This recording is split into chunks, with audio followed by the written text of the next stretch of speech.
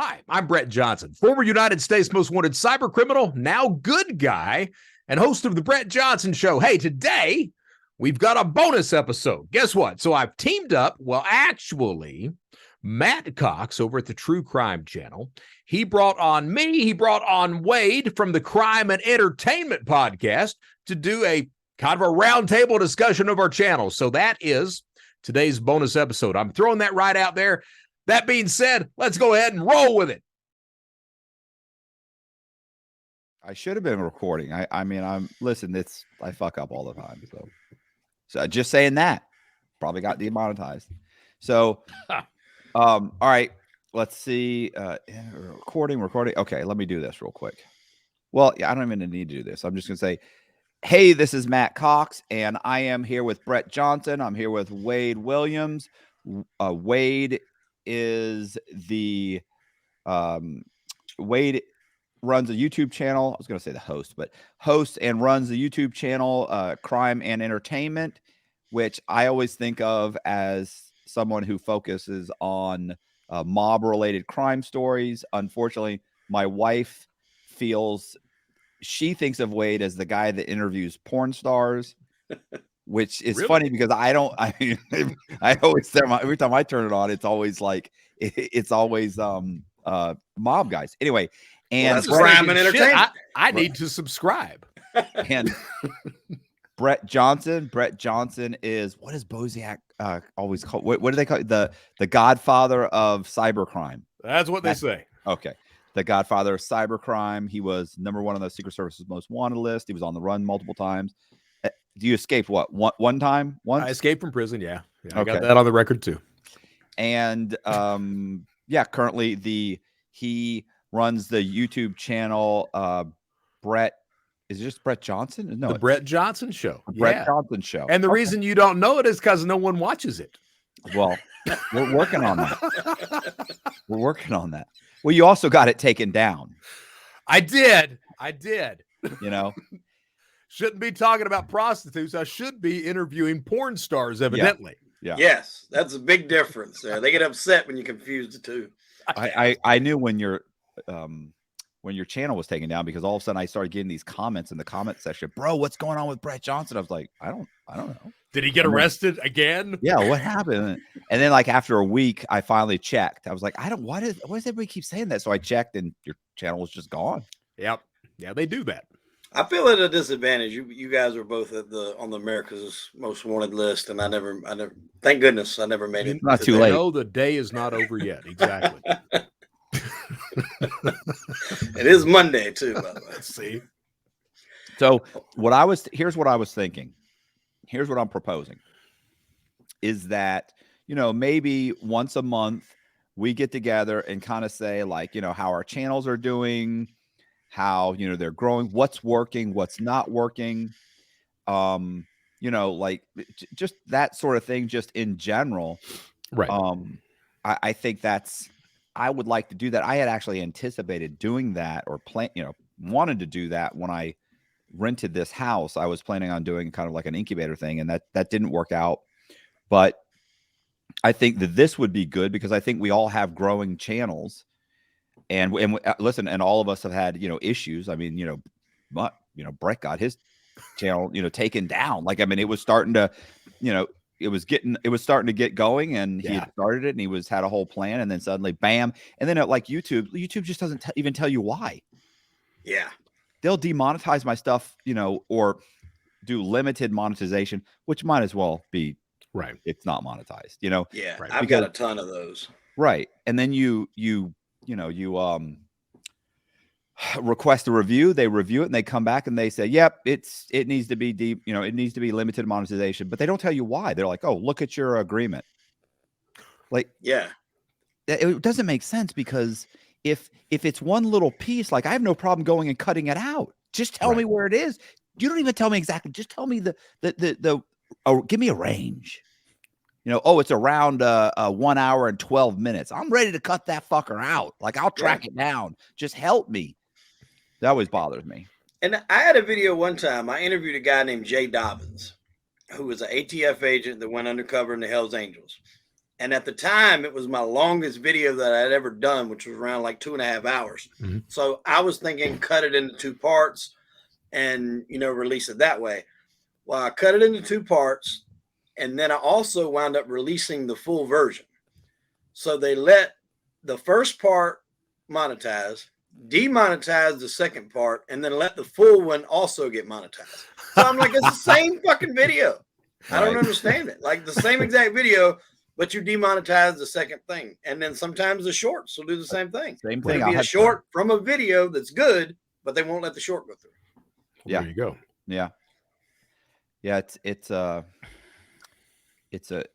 definitely a quagmire. So I was going to say right now, I just interviewed a guy who he came here. We talked about aliens. Okay. Aliens. That's all we talked about. We didn't talk about politics. There was, I don't think we even cussed. I mean, it's hard to cuss when you're talking about aliens, but I don't think there was cursing. We certainly didn't talk about anything drug related. It was just about aliens. Right now, limited monetization. Now we haven't, like Colby hasn't gone through and tried to figure out what's the problem is, but it makes no sense at all. So no idea at all why they're doing that. No. And I have other ones where, I mean, literally during the interview, I'm like, this is never going to get monetized. I mean, the guy is that just out there saying crazy shit, cussing. I mean, he's talking about, blatantly speaking about drug transactions. And every time some guy starts talking about meth and, heroin, I'm thinking, oh God, bro, you're getting way too descriptive.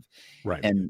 And then the video comes out and I'm like, and boom, no problem, comes out, gets 20,000 views over the next, month. It's 2 hours long, never have a problem. So do you tell your guests sometimes like to try not to get too descriptive when it comes to like drugs or certain things? Because I've never done that. I haven't, but I'm going to start. And see, I just started with guests, and I had a guy last week that was a tattoo guy, served state time. So he starts the show. He was like, hey, do you mind if I smoke? And I'm like, no, dude, light it up. Then I paused and I was like, what are you smoking? Right. He was like, well, man, I stopped smoking cigarettes 20-some years ago. And I'm like, fuck it, do it anyway. And I mean, he lit up, he did that. And I assumed that is going to get me in trouble at some point.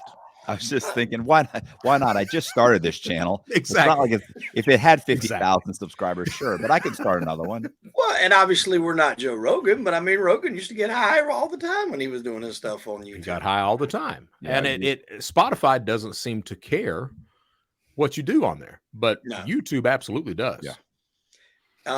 I don't know if you guys are wrestling fans or familiar with the wrestling, but there was a wrestler called The Godfather back in like the Attitude Era, early 90s, mid 90s. And his gimmick was he was like a pimp. He would come out with the girls and all that. And like his little taglines would be like roll a fatty for this pimp daddy and all that. Well, he's since retired. He's a very cool guy. And I had him on the show, and he's a huge advocate for, weed, CBD, everything. And all through like the episode, he would just, light up and take a puff. But that's what he does on his Instagram account and all the time. And they let that go. So okay. I've never told anybody not to get too descriptive on that, but kind of like what Matt was talking about. I had an episode with Ignacio Esteban, and we started doing serial killers. We were going to do like one a month and just highlight a serial killer. And we done a guy named Albert Fish. And some of the things, like, I don't even want to even Dead get Skin close Mask to guy. Is that Albert Fish? No. He was like an older guy. He done unspeakable things to people. Not like those other serial killers. Yeah, exactly. Well, this is not your worse. friendly neighborhood serial killer. Okay, he was Dahmer but worse, if that makes sense. All right. Okay. He was Dahmer but worse. And I was just like, this was probably not gonna go. And it went through. I was totally shocked. They even let the short go through, which was very descriptive. I figured that was get reported if anything else. But right. Yeah, they let it go through. So I don't understand the algorithm, man. I really don't. Yeah, well, I don't even try to. I mean, and that's probably why I don't have a shitload of followers like YouTube. Well, I'm going to Yeah, from now on, I'm going to actually talk to these guys. I'm going to say, listen, like if you're talking about, whatever the drug is, like mention the drug the first time, and then let's call it like the product. Mm-hmm. Let's stick with product after that. Just because if you're continually saying, like, they'll let you get away with it a few times. But you're just saying it. And some of these guys, it's like, oh my God, like I can't believe how many this guy won't stop. And I don't want to be rude in the middle of it and say, hey man, can you honestly, bro, you're getting insane here. Like, I mean, I've never heard anybody like you can't seem to say a sentence without mentioning you can't just say the stuff or the something. But yeah. So one of the shows I was planning on doing, and I just started that tonight, as a matter of fact, of doing a tour of some of these criminal goods and services that's on sale on Telegram, dark web, marketplaces, things like that. So tonight was stolen cars and skimmers. So are you saying that I should not show things that, drugs that begin with an F or what have you? I mean, I would probably say it. You say it once, and then try and just stick with like the product. And so don't show screenshots or take a live tour. I wouldn't show screenshots. Like I literally. So I had a guy that had like a grow house, and the intro we did like a really good intro, right? Like a little 1-minute intro for him, and I had to upload it 3 or 4 different times. And the last thing I took out to get it monetized was actually some B-roll of a grow house. So it actually had a problem with the grow. Like it got rid of this. That's okay. This is okay. And then slowly got to a point was like, still something's off. And then I removed that. Boom. It was fine. Okay. And it was probably because it was within the first 3 minutes. It was an intro. Right. Do you guys have video on Spotify? I do. You do? I do. Video on Spotify? Yeah. I just found out that was even a thing. Yeah, like Rogan's now, his videos on, like if you go to Spotify and play his podcast, a video will actually play just like YouTube. Yeah, it's extremely easy to set up. You can't do, with YouTube, you do the SEO keywords, and you can't do that. You just write whatever the show description is, you can put the keywords in there. But it's easy to do. And most of my engagement comes from Spotify. Absolutely. Now, did you do that on your own? I have Buzzsprout. That's who distributes all of my audio, but they don't have the capability of doing the video there. They only do audio. So did I go through, it is Spotify for podcast, Anchor. It is. Okay. That's who we go through. Yeah. All right. See, I might need to look into switching. I go through Buzzsprout. It's pretty easy, man. Yeah. So in the beginning, I wasn't even thinking I was going to do video. So I just went to straight Buzzsprout for all audio. And then the video kind of came about. And, now just late in the game, I don't know all the details as far as switching hosts. Do I keep everything? I don't understand what that would do. Well, man, why are you not doing video and you're interviewing porn stars? No, he's doing video. Yeah, I'm doing video now. He has didn't start out that way. All right. Right. He has video on his YouTube. Yeah, just pull the audio and stick it on spot. Oh, well, or I guess if you could put the video on too. I need to talk to Colby about doing the video. Yeah, because that recently became a thing, I guess, not too long ago. Maybe when Rogan switched over, somewhere around those lines. And I contacted Buzzsprout and asked them, could I do that? And they said, unfortunately, with their capabilities, they couldn't. It was just audio. So I have all the video. It would be easy to do. Right. I just don't know, being that, like, if I pulled my account from Buzzsprout and moved everything to Anchor, like, what would happen? You know what I'm saying? I don't know. Yeah, I don't know. I don't know. Yeah, that's interesting. I don't know that. So I have to find out. On a separate topic, Wade and I went to CrimeCon. Have you ever been there? I have not, because they're not willing to pay my speaking fee. So, well, I don't do this shit for free. Well, we didn't speak. I didn't speak. We just went. Yeah, you were a journalist. I'm a journalist. Yeah, these guys got media passes, and I'm up here paying full price like a peasant. So explain to me CrimeCon. Is it all law enforcement? Is it all fans? It's not what you think. Okay. It's really, you know what I thought it was? I figured I'm going to go there and they're going to have like criminals. They're going to have a bunch of mob guys. They're going to have a bunch of guys that maybe committed a murder or dirty police officers that went in, got out. They're all selling books. It's not what it is at all. It's literally all podcasters. It's all podcasters that have probably at least 100. You think 100 or more? It was probably 100. Yeah. Yeah. Okay. 100 podcasters with booths. And they're like, podcasts that are focusing on serial killers, mystery murders. Let's see, just sensational murders, victims, voices for the victims, voices for the voices for the voiceless, or, I like the way you do voices for the victims, voices. Well, for I the just, voiceless. I was talking to this one woman who was who did something like, voices for the victims or something. And she's telling me like, we go into a deep dive of who the victim was. And she was going on and on and on. And Tyler is my booking agent. And he's like he's trying, how Tyler is. He's like, yeah, we've got she would be a great guest. And I'm going, no. And Tyler, you don't want to talk to her about that shit. Yeah. Tyler's actually sitting there and I'm telling, I've had this conversation with Tyler over and over again. Fun crimes. Think fun crimes. And then she's going on, and you can hear it in her. She's deeply, deeply entrenched in bringing light to the victims. And I'm thinking, all I can think of is I'm going to get 1,200 views. These people are going to turn off the fucking thing as quick as possible. My guys, they don't even want to hear someone say they're sorry about the crime. Like they which is, that's what I'm doing on my show. Right. What? Saying you're sorry about that? Oh, I've got guys on. If they don't accept responsibility, I'm not talking to you. Oh, I don't want to hear you brag about your crime. Oh, man. Yeah. I'm not trying to get viewership, as you can tell. I do have one or two guys that will say, they'll say something towards the end, but I always tell them like, look, bro, just please don't apologize the whole time. Okay. Tell me the story. Nobody wants to hear you apologize the whole time. Toward the end, you can talk about how it ruined your life and how you feel bad and what you're doing now. But give me at least an hour of your story without apologizing. Well, see, you get that woman on there. She's going to look up every single victim that you've had, and she's going to parade them in front of you. I'll be all right.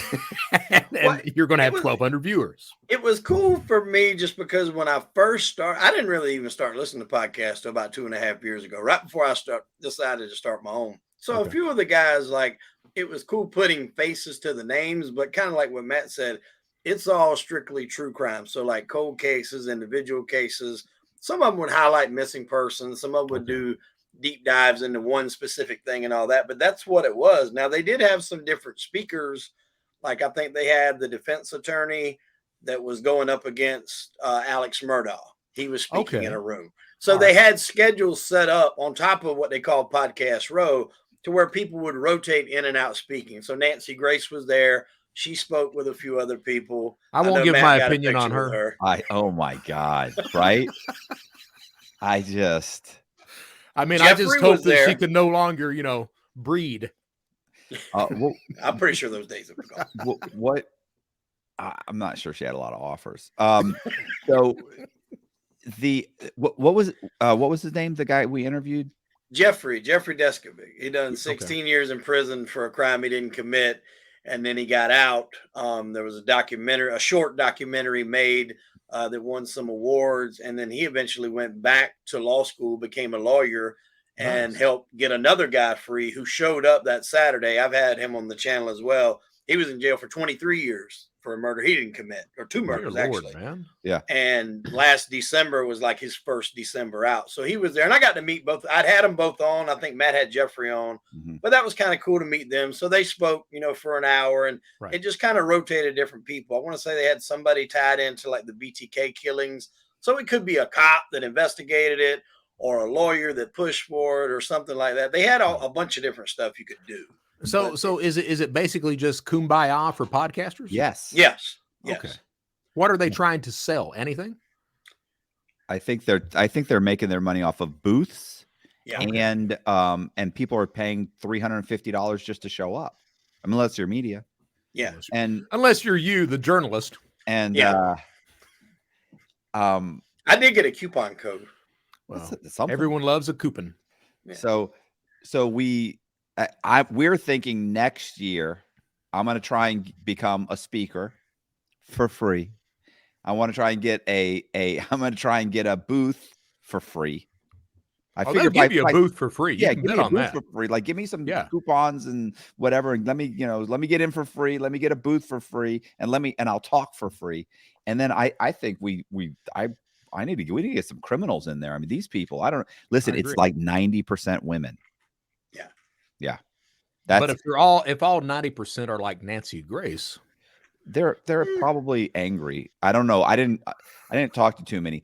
I mean, I most men that were there looked like there was a few that was there because they were into it, but most of them they were drugged there with their wives. Yeah, that makes sense. I'm telling you, maybe 10 or 15%. Well, look, you're talking about a booth. I can tell you in no uncertain terms, if you agree to speak free, especially with your background and things like that, both of you, if you agree to speak free at any event, just to give you a booth, they're going to sign you on. You can bet on that. Well, I've already submitted to speak for the next year. I submitted for this one, but I think they already had everybody booked up, and I didn't really know about it till about 2 or 3 months ago. Right. So it was kind of late in the game. So the contact that I had, I've already submitted to speak for next year. And even if I don't get picked up as a speaker, I at least did want a booth in podcast show. Plus, it's in Nashville. And Nashville's a pretty cool place. It's a good town. Yeah. Yes, it is. Yeah. I know. I stole $3.5 million there. Well, it's a very good town for you. They're very trusting. But even in that event, like they had something that was solely for like the podcasters at kind of like in the later hours of the day, like from 7 to 9 or something like that. And I went up there and we had some friends of ours that was there, and they was like, just come up. And I said, I think you have to be a podcaster to get up here. And he's like, well, just come with us. So I went up and kind of walked in between them and walked straight on in. And this thing was like free food, free drinks, alcohol, whatever you wanted, And I text Matt. I'm like, hey, you might want to come on up here, It's everything's just giving everything away up here. What's going on? And the women got prettier as the night went on. Well, my wife wants to know something, Wade. Yes. What's going on? Does Jess have a Ronda Ross? What is it? Rousey thing going on? What, with her or a look? The look. No, he's struggling. It's a no. No, I mean they're different hair colors and stuff like that, but the attitude, yes, if that's what she's referring to. Okay, good to know. All right, we're good. That's what she's going for. She's decided she's going to get a Ronda Rousey body within the next few months. And then she's going to kick your ass. Oh, so you're asking about body. I didn't know whether you meant look, hair color, presence, stage presence. I didn't know what you were talking about. Of course, the alarm went off at 4:00 this morning, and she just rolled over and went back to bed. We didn't go to the gym. Like I was like, I don't know. Like for day one of training, shot the shit. See, I knew it because y'all order salads when we went out to eat, and I was like, "Give me the most unhealthiest thing you got on the menu there at wherever that place was." Well, baby steps. Take the salad and feed to whatever you're going to bring to the table that I'm going to eat. The protein drinks, they don't taste that bad if you put a couple of scoops of ice cream in them, or a little vodka. There you go. Okay, so what was I going to say? So Wade, Wade, when did you start your channel? I started it roughly 2 years ago around July. So my 2-year anniversary just passed. So when was that? That's 2020, I guess, 2021. I don't know. I'm horrible at math. Roughly a little over 2 years. And when I was talking earlier, I was only planning on doing audio. Like doing video and actually interviews never really entered my mind. And I thought about doing a true crime channel, strict, like focusing on cases, kind of like what we talked about earlier. But I knew I didn't have the capability to do a good one. Like to do good ones, like some of those people that were there. I mean, like they get Freedom of Information Acts, like they get, they go deep. And I knew I didn't have the time nor the know-how to do that. So I was trying to figure out how to kind of brand it to where I could talk about stuff that I knew. And the guy was like, so you want to do true crime? And I'm like, yeah, but I also want to do, entertainment stuff like movies and stuff like that. And he's like, so you want to do crime and entertainment? I'm like, That's not a bad name. that's pretty good. That's kind of what it is. So the first like 5 or 6 episodes that we did was just straight audio. And then I got a chance to interview Lilo Brancato, who was in The Bronx Tale. Okay. He was C, if you remember that movie, the older version. Okay. And he had an interesting story, big Hollywood actor, top of the world, pretty much had everything given to him, including a lot of drugs. And he wound up getting hooked on the H word and was involved in a shooting with an off-duty police officer, wound up going to prison for a while.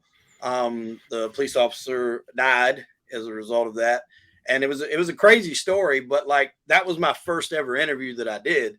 And then after that, it just kind of like anything else, slowly start to build up a little reputation. I would ask people, hey, if you know anybody else that wants to come on, and that kind of started the ball rolling.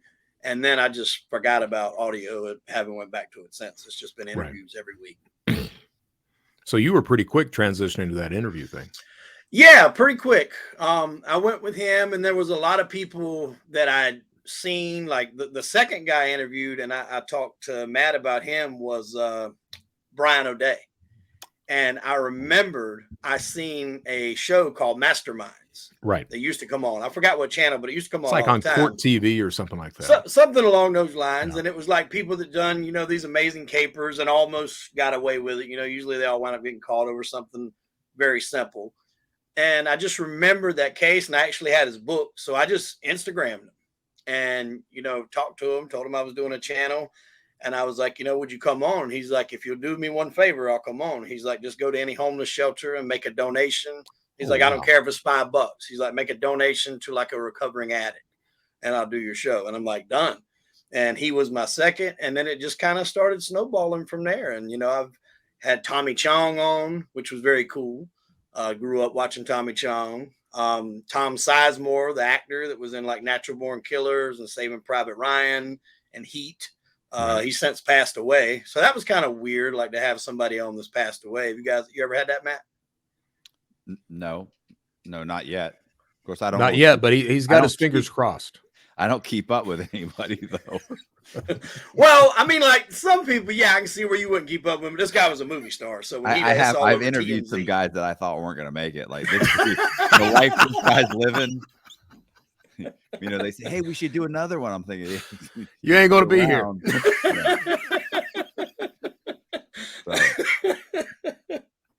But well, Tom was a little different. He was a movie star, so when he went, it was all over TMZ and every news outlet because he was a big motion picture star. So right, that one was very talented guy. He was. I mean, and he battled addictions, and he spoke very openly about that. But he was just like he said that was the movie business is what drove him, because he's like, when you're on a movie, working with Al Pacino, Robert De Niro, Tom Hanks, Steven Spielberg, Michael Mann. Like I would never hire anything while I was working. He's like, but then you finish the movie and it's 6 or 8 months before you do another one. Right. What can you do in your normal life in those 6 to 8 months that elevates you to that type of level? And he chose to, follow addiction. Right. Yeah, I had O'Day on. You gave me O'Day, right? Yeah. Yeah. He was really great. Cool. Yeah. He was great. Great storyteller. So what are your subscribers at now? I'm almost at 6,000, I think. I'm like 5.9 or something like that. All and right. it's grown up a bunch in the last couple of years. Because when I started going on shows, like Matt's was the first show that I'd ever went on. And then I went on Danny's, and then I just done Sean Atwood not too long ago. Yeah. And then I've already done a few more, but those haven't come out yet. So, whenever they put theirs out, there's some pretty decent platforms too. And I don't get mad at people. Like the one guy I done probably 4 months ago, and I seen him at CrimeCon, and he's like, I haven't forgot about you, man. And I'm just like, look, I know how it is. Sometimes I let months go by. I'll forget that I had it, And sometimes it's timing. I let things sit for a while. Like I had a lady, and I think Matt might have interviewed her, Carol Hellerman, who was in, she was a stewardess on 9/11. Oh yeah. She gave a lot of inside information on things that they done for 9/11. I probably recorded that interview 4 months ago, but I saved it until 9/11. I got you. I got you. She has her version of 9/11. Yeah. She has her version of what happened. Is it on that jet 9/12 fuel too. doesn't melt steel beams? No, it's Okay. She He was goes, more "Ah!" in the airport. yeah. She's got the whole. There was multiple planes, and that Ah. were supposed to have taken off, that they thwarted those planes from taking off. Like it's all these things that I don't know why if they had thwarted multiple planes being involved, then why wouldn't they tell us that? You know what I'm saying? It's she's got a whole conspiracy theory, Well, and I understand. TMZ did come out with that one called the Fifth Plane. I agree. There's I don't know if it's a series of coincidences or what, but whatever. She was a decent interview. Okay, so let me ask you. You mentioned aliens. Now we're talking 9/11. So, and I've had my share of people who have reached out to me and have wanted to discuss things that I was like, I just can't even talk to you. So my question is, you bring these people on with the conspiracy theories, and I don't care whether you believe them or not, you're giving them a platform. How does the platform receive that? Now I know that we can't mention drug names, but how's YouTube with these conspiracy theories and things? Typically they've been okay. Well, see, what do you think, Wade? I mean, have you had any problems with? I haven't. I've had a few with the conspiracies. I've Yeah. talked with Ignacio about some 9/11 stuff. And then I had Bill Burns on, who was obviously really big in he was in that show Ancient Aliens, Right, on the History Channel, and he's wrote a bunch of stuff about aliens, some books. Did it I get haven't got any kickback. Did it get in? No, I think I think Brett means like were those videos limited on monetization? yeah. Those weren't, no. No. Typically, So the okay. ones that I have that get demonetized are when politics are brought up. So I try to steer away from politics if possible. Yeah. And if I don't, then I go into it knowing that this video is probably not going to make anything. All right. And then sometimes the porn stars will get demonetized. That's crazy. Depending. But even that is like I'm fixing to drop one here with a chick that's from the Midwest. She calls herself the Midwestern MILF. Oh yeah, very talented young lady. Yeah, her name is Lindsay Ryder, and she got pretty graphic on some stuff that she did, and everything went through, good to go, fully monetized, no problems. I had another one on that was probably the most tamest porn star I'd ever had on. I don't even know if we brought up, the business very much. Right. It was more or less just other stuff, and it didn't get monetized. So again, the rhyme or reason. I don't know if it's a computer program or for somebody actually listening to it. I don't know, but some of it don't make sense. Do you dispute? Oh yeah. Oh, okay. Do you win the disputes? Most of the time. Okay.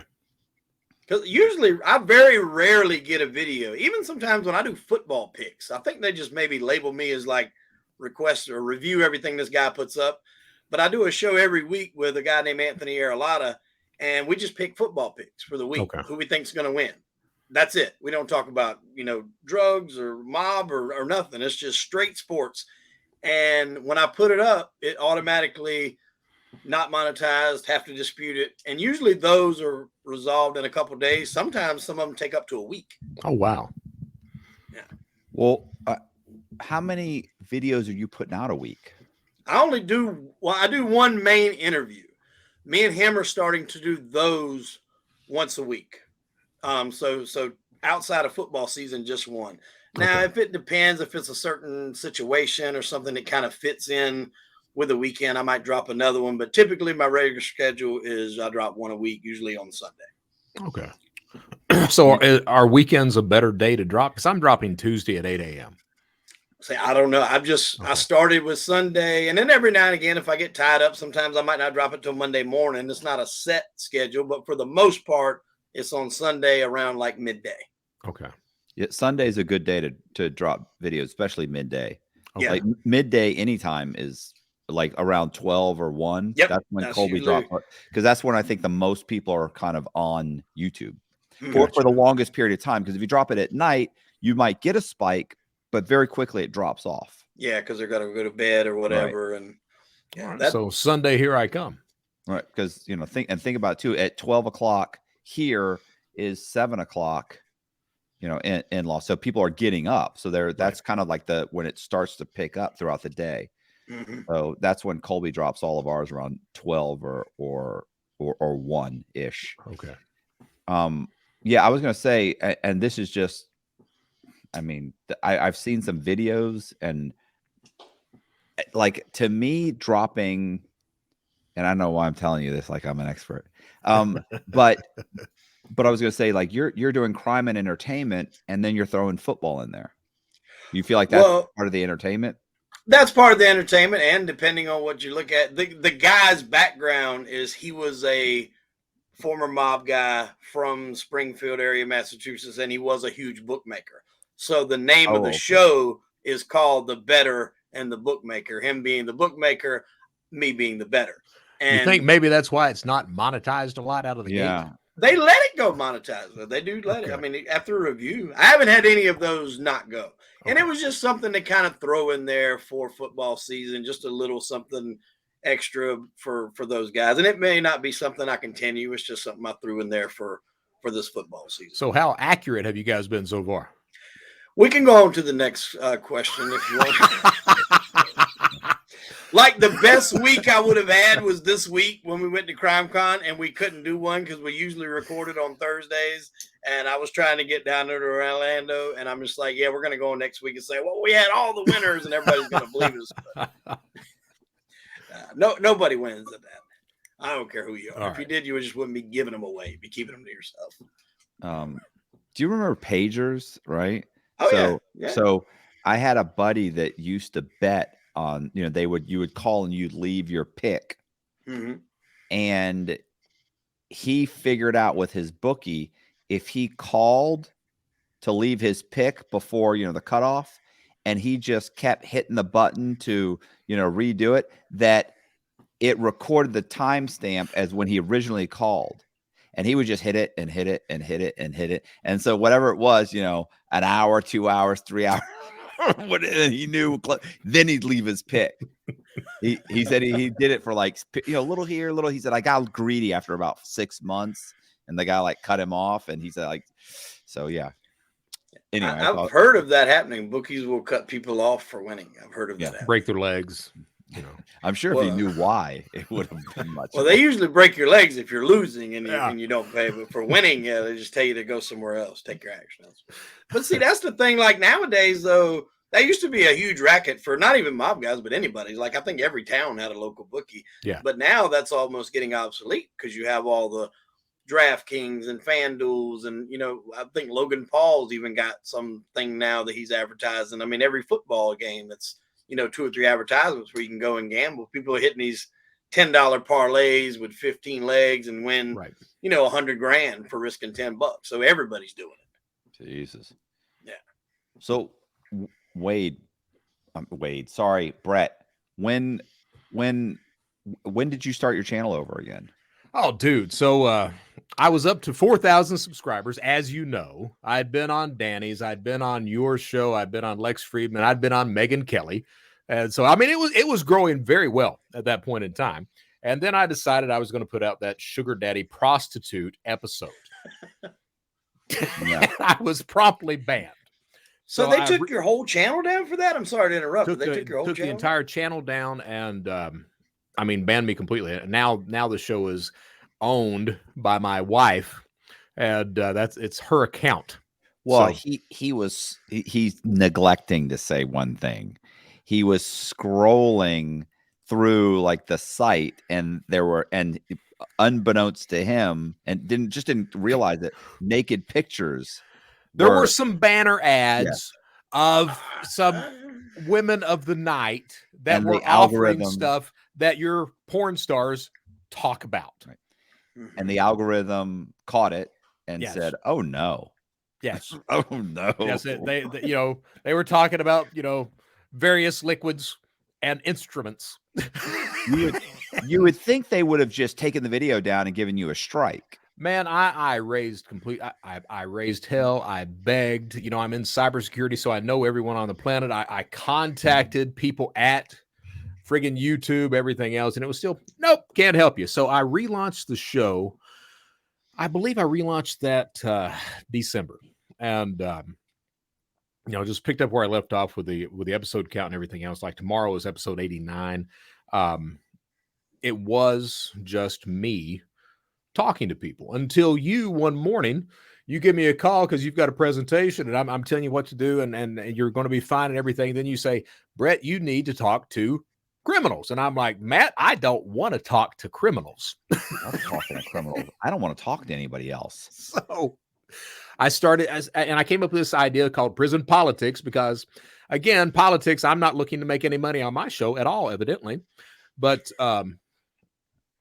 it's the show now is I do the solo episodes still, but I alternate interview weeks between a felon one week and then the next week I've got law enforcement, security professionals, something like that. And honestly, dude, I mean, I've got 1,800 and I think 11 subscribers now. I've grown 300 like in the past 2 weeks, but for me, honestly, man, it's the show I was planning on talking about politics. And it's changed completely. Now it's talking about the prison experience, about the hardships of getting out, all that stuff that your viewers don't want to listen to is exactly what the hell I'm talking about. It talks about that. I've got a guy on tomorrow.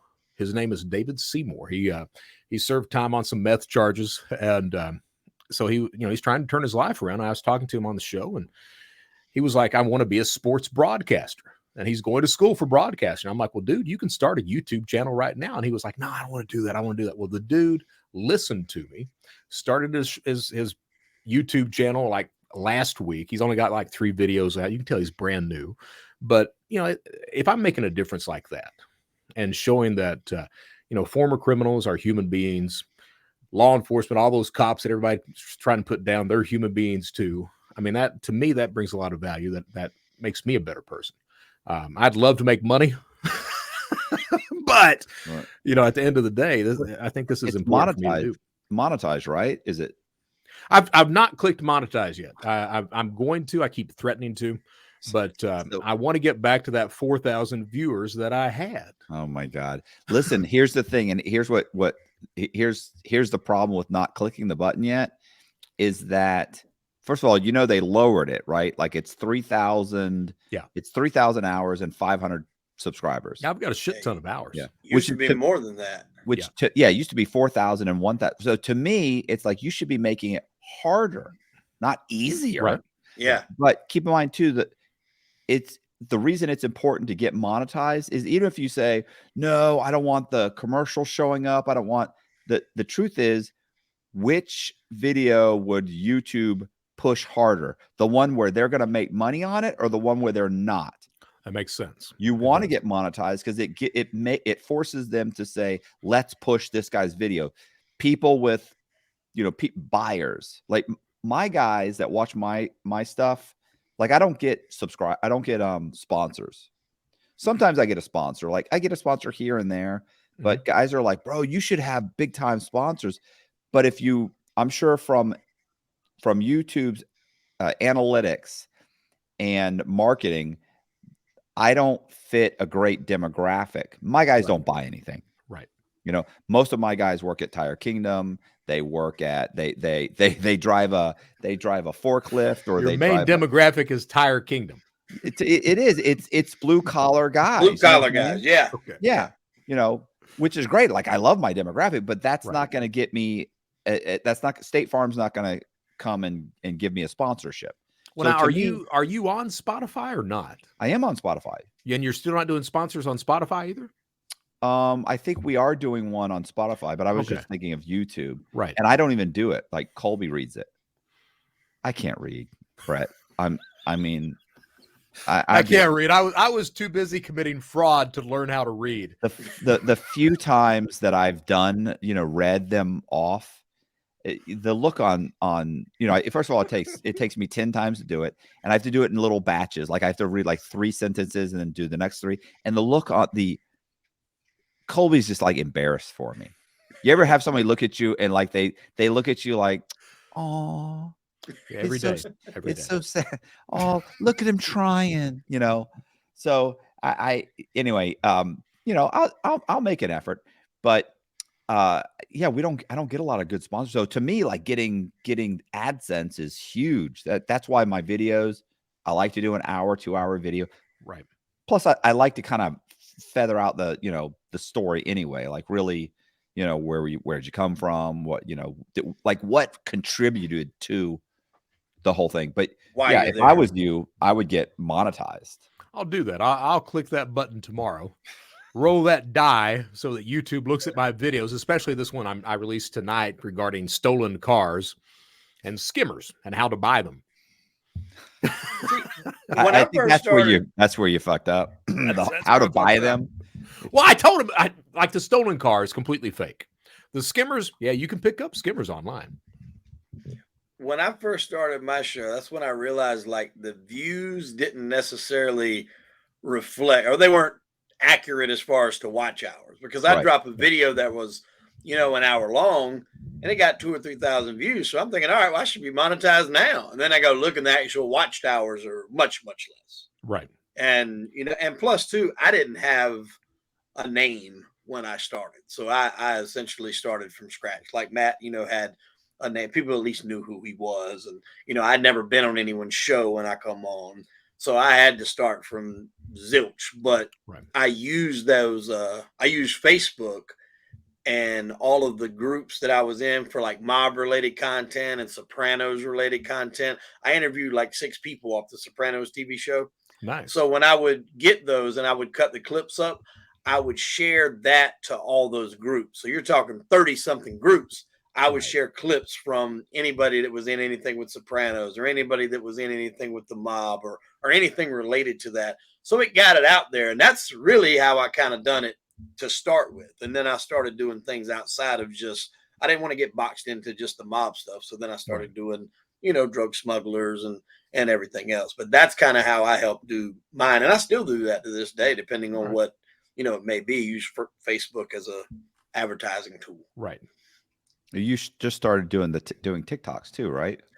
I was doing them in the beginning, and then somehow or another I got locked out of my password or locked out of my account, because I had like mine, my personal, and then I had the one for the show. And then I got locked out of the one for the show, couldn't figure out how to get back in it, didn't feel like starting a new one and redoing them. So I was just like, the hell with it. And then finally I just sat down one day, figured out what it was, figured out how to get back into it.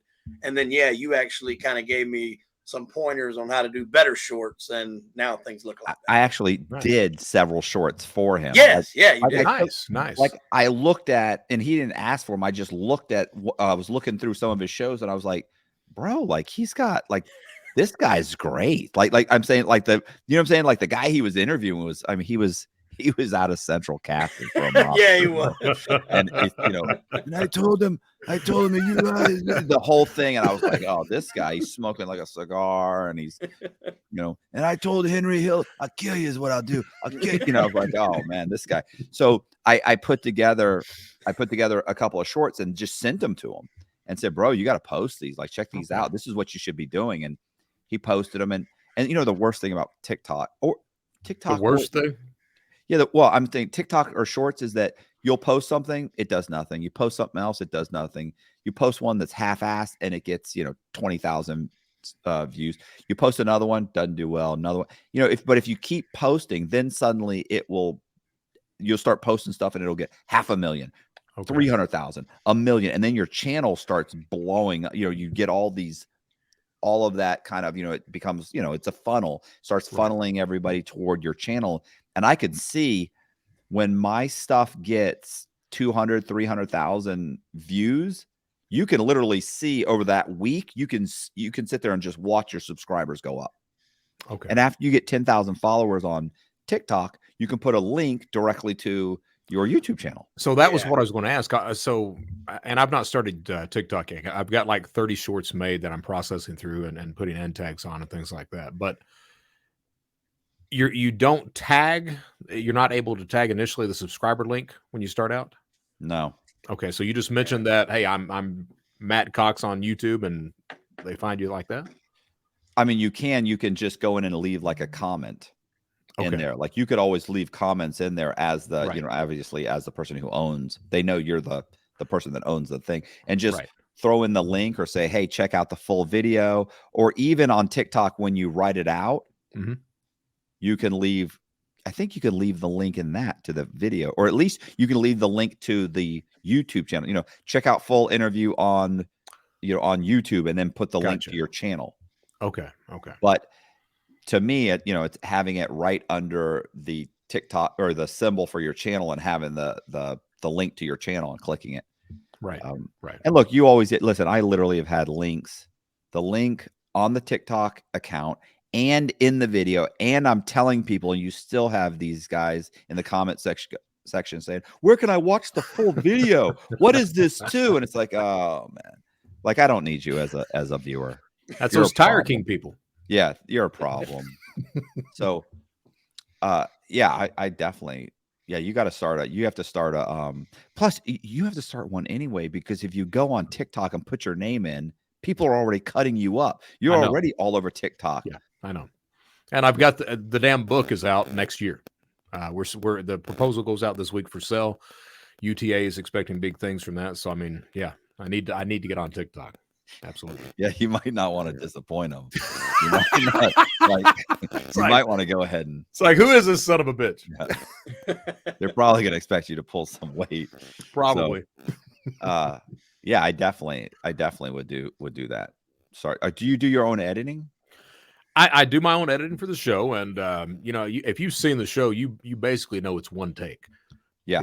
Oh yeah, that's how mine is. It's one take. I'll cut the beginning and the end. Other than that, it's one take. That's my edit. So I was talking to a guy. His name, what was his name? Oh, I forgot his name. They called him Animal in prison because he bit a guy's nose off. Yeah. Served 32 years in Angola.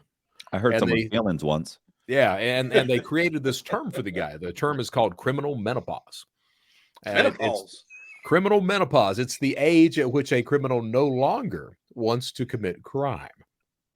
So they let him out, and he was talking to me. I got to say, he was absolutely great. I mean, he just a fascinating guy, and you could tell. I mean, I'm not sure how contrite he was, but he was not going to commit crime anymore. He was too old to do that.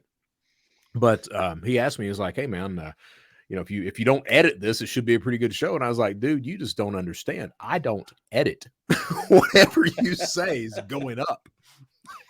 So. Yeah, we barely ever edit unless somebody says, hey, can you get rid of that? Can you cut that? I usually tell people beforehand if they're like, hey man, so you guys are going to edit this, right? And I'm like, probably not, bro. Right. Like, don't say anything. Yeah. Don't say anything you don't want to go up. So, and you were talking at the beginning, and I know I'm going to get somebody like that before long, of someone that's going to continue to mention the drug of choice or use very colorful language over and over and over. Has there ever been a show that you just have not aired because of that? No, I think there's been some where Colby has gone and bleeped out some of them. Okay. Which is funny. We had one where we beeped. I mean, just it was just beep, beep, beep, beep, beep, beep. I was like, constantly. And people were like, some people are, of course, you just can't please everybody. Some people are like, man, all that beeping is, man, what the hell? What's the problem? And then there's other people who are like, bro, it was comical how much you had to beep this guy. Like, it was killing me. So yeah, I don't think we haven't had one like that. If it was that bad, I probably would have said something. Okay. And a lot of people are they understand going in. They'll say, hey, can I cuss? I'm like, yeah, you can cuss. Like, try not to get crazy, but right. Don't go casino on me over here. Yeah. There you go. See, that's the one thing about people. Remember Seth? Listen, Seth. We had Seth Ferrante. I have to say his whole name. Seth he's aggressive. Aggressive. We were eating. And he has no clue. He to this day, if he not that he'll watch, not that anybody watches my stuff, but not that he's gonna watch it, but we had dinner with him. What, a couple, 2-3 times, right? Yeah. Well, I know y'all had breakfast one morning. I was there, but we had dinner the first night. even then, I think the guy at the table next door is like hurried up and just ate and took off because he's so aggressive and he cusses, and I fucking told that motherfucker. I said, fuck you, bro. Who the fuck do you think? So I don't put my fucking self in that kind of fucking position. Fuck those guys. Fuck them, man. Who they fucking think they are? And it's like, bro, like, well, this is a family place. Like, people are we're at Sunday brunch. You can't do this. People's kids are doing like earmuffs. Their parents are screaming earmuff. It was bad, and he did it at every place we ate. And at one point, I turned to him. I said, "Bro, I'm thinking maybe you should get back on the marijuana." Because he was telling us about how he's not smoking marijuana. I was like, I don't think that's a good idea, just for society. So let me buy you some. I've got it. But yeah. So I can't have him on again until he's back on the something. And here's the other thing. So and at some point I've got to bring people in studio to talk to them. So how do you work that? I mean, is it difficult to get people to travel to you? I mean, do you pay them to come in or what? That's me, because that's you. You're the guy with the shitload of subscribers. Wade does not. Wade just does StreamYard. Okay. Yeah. Okay. So when I first started, there was a lot of begging, and like, please, oh bro, I really, I was begging, bro. It was really sad. So, and then when I got to probably around 50,000-60,000 subscribers, then people started saying, yeah, bro, like, they kind of go back and forth, and usually, well, let's say 50% of the time they would come in because they think, okay, well, and I always tell them, and the truth is that if you show up in person, we get about 50-60% more viewers. Okay. So it's like, look, what are you doing? I mean, are you pitching something? Do you have a book? Do you have it? Because if you're trying to get a bunch of views, if you're just saying, hey, I want to come on your show, I want to tell my story, the views don't mean much to me because it doesn't, no benefit to them. Okay, fine. We can do a StreamYard. But if you want a bunch of views, if you're hoping to get a bunch of views and get found or get, noticed or whatever, the case may be, if you're looking for whatever, to get your story out there, then you really should probably come in. And then of course, if they say, well, would you pay? I don't pay. Like, I don't pay to fly you in. I don't pay for your hotel. I'm not paying for anything. I think maybe one person I've reimbursed for gas. That's about it. I can't afford to pay. And so, and I get a lot of guys in the comment section that will say, and I think Wade's heard me say this before, bro, quit being cheap. You need to fly these guys out here. And so I break down the math for them. And the math is this. If the guy comes here and let's say he's going to get let's say 50,000 views on a 2-hour podcast, that's roughly $600. So I'm going to pay $400 to fly you in, and at least 150 or so, plus probably have to pay for lunch or whatever. So roughly $600. I'm break even at this point. Now let's say I do a StreamYard with you and I only get 25,000 views. That's $250. So do I make $250 profit, or do I break even or possibly even go into my own pocket?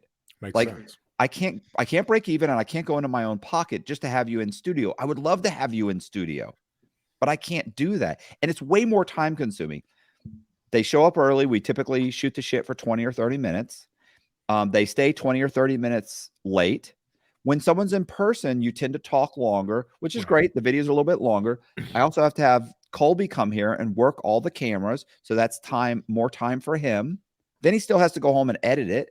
So it's a much larger production if they show up. And I want them to show up. I like them showing up, but I cannot.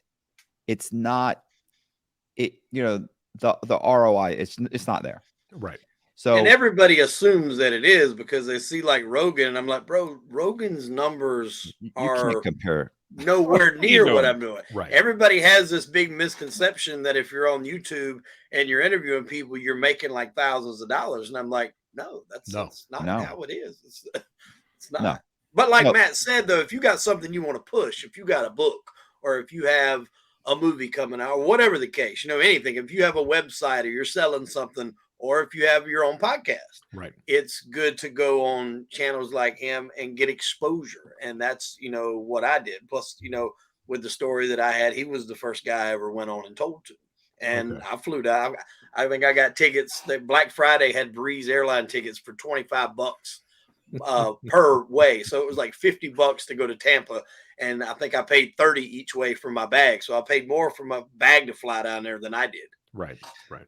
But yeah, I was like, I can't pay. I just can't, I want to. At some point, I hope that I'm in that position.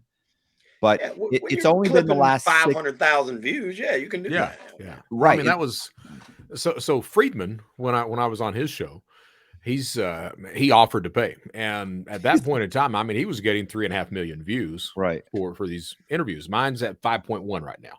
And he offered $600 and I told him to keep it. So that's what I did. But I mean, that's an indicator of, if someone like he can't really pay any more than that, you certainly cannot. No. Like people think, I've had guys who think they're like, what do you bring in? You bring in like what, $20,000, $30,000 a month? Like I almost hung up right then. I was like, this conversation is going nowhere. Like this. So yeah, it's or if somebody, or if when people say, well, Rogan, like I'm not, bro, I can't carry Rogan's bags. Like I'm not Rogan. Like I'll never be. What are you doing? So, we're so far apart on this conversation. Yeah, but I mean, it has, in the last 6 months, YouTube has been paying my bills, right, for the first time, which is great. Which I'm, I'm thankful for. I appreciate that. I'm thrilled because I was never positive that was going to happen. Right. Mm-hmm. The best part about doing my channel is that I really just have to shoot my mouth off and talk to other criminals, which is all I really like to do anyway. Yeah. So, not that it's not still work, it's still work. Right. But, I can sit down and talk to somebody. And if it's a good conversation, you glance up to see how long have we been talking, and you're like, oh my God, it's an hour and 45 minutes. Like I thought it was 45 minutes. So it's such, in that way, it's easy. I enjoy it. I like it. But I also schedule, I was telling Wade this over the weekend, I schedule 7 interviews to get 4 every week. Just because people aren't showing up or what? They don't show up. Okay. And keep in mind, first of all, I'm dealing with criminals. Right. So, but not just not the most dependable people. Right. Well, it's funny. I was going to go, I was going to say, and, like, for instance, I also speak with, lawyers, but I had a lawyer he's rescheduled 3 times, but at least he told me like an hour beforehand. He's like, yeah, we're going to have to reschedule this. Oh, okay. So, what, comedians I've talked to, comedians with criminal records anyway. So yeah, they just don't show up. They just, and then 2 days later they call back and they tell me that somebody's sick or this happened. It's like, I was at the hospital. I don't hold that against people unless you do it multiple times. Like I'll give you once, maybe twice if the excuse is good enough. But like after the 3rd time, I'm like, hey, maybe I'll get back to you, and then I just don't get back to you. Yeah, it's always like, oh, my sister was sick and I went to the hospital. Would you perform surgery? Like, I mean, you had your phone. Like, I don't understand. You could have texted me. Yeah. So I get it. I hear you. I mean, I'm rooting for you. I want to interview, but after, like you said, like after the 2nd time, it's like, stop, bro. Like, this is no good. Right. Now you've wasted hours and hours of my time. Luckily, that's all I do. So I can, you can always respond, do an email or cut up a TikTok. And see, that's the hard part about me is this isn't I have a day job. So right. I get off at 4:30 in the afternoon, come home, hop in the shower. And then usually I try to schedule about 2, maybe 3 a week. And like you said, sometimes that even falls apart. And then on top of that, I need like an intern that just wants to edit shit and work on it and will do it for free to just say, hey, I work with that guy. Free. He said for free. See Matt off camera for free. or get him some airtime. Yes, I'll put him yes. on air. We'll interview him. My wife kind of sat up, and I said, "For free, for free." Oh, Once the show makes $30,000 a month, then we'll pay you a stipend. Oh yeah, we get into that kind of money. But at the same time, like when I have a short, luckily I saved all the shorts from even the very first show. So going back, like I already have kind of a mental idea of what I want to put in there with it, what stills, what's going to work, what area. So I also am the type of guy to where I don't know if I would trust someone else to do it like I like it or how I want it. So it's better that I do it. I just don't have, like, sometimes I don't get into bed till 12:30, 1 o'clock, and I get up at 5. So it's exhausting, but I do enjoy it. Like the editing sucks, but I enjoy doing the interview. But you're also not staying up till 12 or 1 o'clock because you hate it. Right. Exactly. Yeah. I do enjoy it. So I love it when my wife will kind of like yell at me, like, "You've been doing this all day." Then I'm like, "This is work." Yeah. That's what I say. I'm working. I'm working. You think I like doing this? I had to tell her too. She's like, "You're leaving again? You're going to Orlando?" I'm like, "It's for work." She's like, "Or where's Orlando?" And all that doesn't go together for work. Like, to a con. I've been up at like 11:30, 1 o'clock, 11:30 at night, and she'll come down. And it's even the worst thing is when she comes down and just walks over and then just turns around and walks off. And I'm like, man, I don't even want to go upstairs. Yeah, you might as well just stay and finish. That couch is so comfortable. Like, probably safer. Yeah. Yes. So Matt, I got a question for you. So like the clip, like the ones you've done for me of Anthony, and you mix in the clips from Goodfellas, I was always worried that would be like a copyright strike, but on shorts, you don't have to worry about that. No, there's no copyright strike on shorts or TikTok or Instagram for any B-roll. So there's people out there that make full-blown channels of just recycling clips from TV shows. Like Sopranos is another one like that. Like that's like legally stealing. Yeah, legally stealing. You're jonesing over. I can see it. Yeah. Legally, you're taking that and you're just putting sometimes it ain't even a full minute. It might be 30 seconds, but it's clips of shows. Now, music's different. Like if you take somebody's music and throw it on there, then they're going to have a problem. But all my stuff I use, I have a subscription to Envato, but YouTube provides you go to your your library and it's all free stuff. Right. Yeah. And people are always like, "Oh, it's no good." Bro, there's tons of good stuff in there. Nobody's listening to music anyway. It's in the background.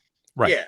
It's just little instrumental sounds that, but that's what I use on all mine. And most of them are the same, depending on the tone. Like if it's something kind of sinister, it's a different one. But if it's something upbeat, it's a little something else. But yeah, that's all nobody really pays attention to the music or what it is. Right.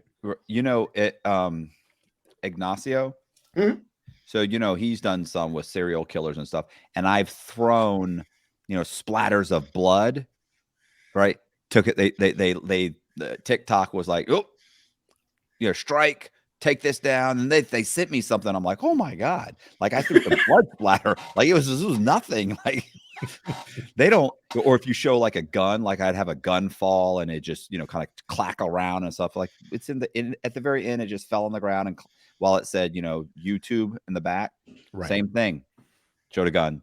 TikTok's the worst. Okay. I'm more concerned about shorts. I push shorts more than anything. Like really what we're doing is, I always say TikTok. Oh yeah, you do TikToks. Really what we're doing is we're cutting up shorts and we're just throwing them on TikTok, because I'm more concerned about shorts. You're going to get a lot more people from shorts. So that was going to be my question. So most of your subscribers are coming from the shorts that you're putting out? They are now. Yeah. Wow. Yeah. And you can see it. I think I've seen one the other day. It was like, you got a subscriber from a short from TikTok. I think. Okay. Yeah. Also you can make money on the shorts. On TikTok or the short YouTube short? No, on the YouTube shorts. Okay. Yeah. I've seen it. I've had a few that's made a couple bucks. Yeah, it's not a lot, but no. I've had some that got like $4 or $5 million, and they may. Or, sorry. Damn. Jesus. I need to borrow them. 4 or 5. Or, I'm sorry, like 5 million views, and they'll make $200, $220, $230. And I've had, this is on shorts. Like I've had a bunch that have gotten in the millions on TikTok, but my TikTok channel is not monetized. Okay. Because I had a viewer. I hate to say fan. It's so obnoxious. I had a subscriber. I had a subscriber that contacted me, and I've had this happen a few times, where they contact you and say, "Hey, bro, I'll cut up your stuff. I'll do your editing for free." And stop. It's not going to happen. You're going to do 7 of them. Then you're going to slow down, and then you're just going to disappear because you're embarrassed that you said this. And you realize, oh my God, I just promised this guy I would work a part-time job for free. What was I thinking?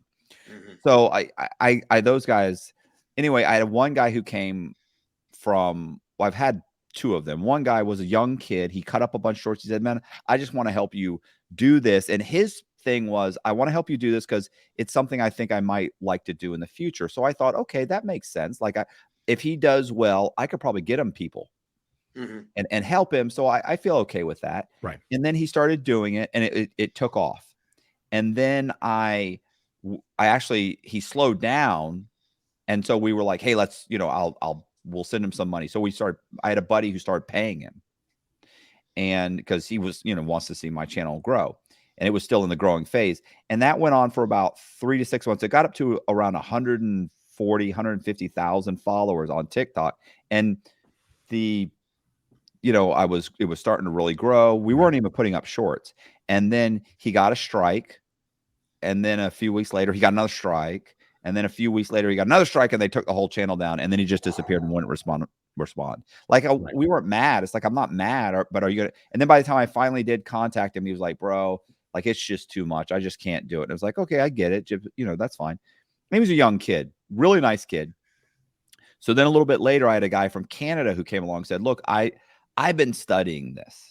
Because I watch all your stuff. I've been studying it. Can I start a channel for you?" And I was like, "Yeah." And I told him what happened with the other guy. And I said, "Look, if it's too much for you, just tell me and I'll take it over. But don't just disappear." Right. And he said, "I wouldn't do that. Look." And he was obviously, he's an not older guy, but he's in his 20s or 30s. And he's like, I'm not a young kid. I'm not going to get concerned and just disappear. And he ran it up to 120,000 followers on TikTok, started a whole new channel. The problem is, by the time he started saying, "Hey, look, my job's picking up. I really can't do this anymore." And he handed it over to Colby and I. And by this time, now the channel's making money. And it obviously it always was making money, but enough money where it's like, hey, I basically can just do this myself. And got to a point where Colby could hire somebody. So now we've got me making TikToks or shorts and TikToks. Colby's got a guy making shorts and TikToks. I got to a point where I was like 6 months ago where I said, "Look, Colby, if you can make this many TikToks every single month and I'll make this many, then here's what I'm willing to do. I'm willing to do 2 additional interviews a week, and we'll post 4 pieces of content." So we do 1 live, minimum of try and do 1 live and 3 StreamYards a week. And I think that will continue this slope, and I'll be able to just do this full time. And he said, "Okay, let's do that." And that's what we did. And it's been working. So, but the problem is now we're trying to monetize the TikTok channel, and it was created in Canada. And you can't monetize it. Wow. So now we're having to start over. Jeez, right. Dude. Like it's at over 115,000 followers. So do you use the same videos from the other accounts? Like if your account gets banned or taken down, like the first one, can you reuse all those videos for the new one? Yes, I think we did reuse some of them. I'm not really, I'd have to ask Colby. I'm not positive. I feel like some of them we did reuse. Okay. But to be honest with you, you know what? I take that back. I think this guy did all of these by himself. The guy in Canada, I think he did all of them himself. I don't think he wanted to use any of the other ones. I think we have them, but I don't think he wanted to use them.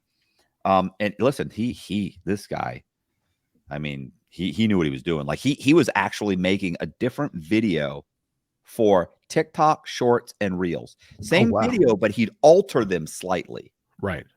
because he was like, you don't understand. You can't post it like this because they scroll to see the other platforms and they won't push it as hard. And he knew what he was doing because his videos have millions of views. Nice. Our videos have 10,000, maybe. I've got a few that have 100. We do have a few that have millions, 5 million, 2 million, but for the most part, they're 30,000, 5,000, right, 100,000. Like we're not performing nearly the way he is.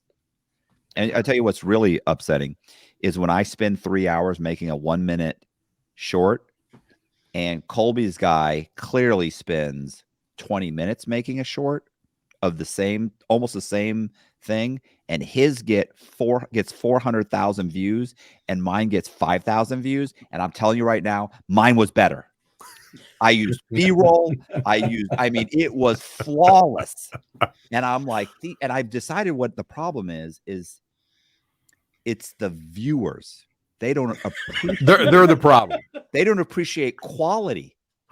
They don't appreciate, find Matt Cox craftsmanship. Right. That's what you need. So let me ask you then, am I better off? Am I better off paying someone to make shorts then?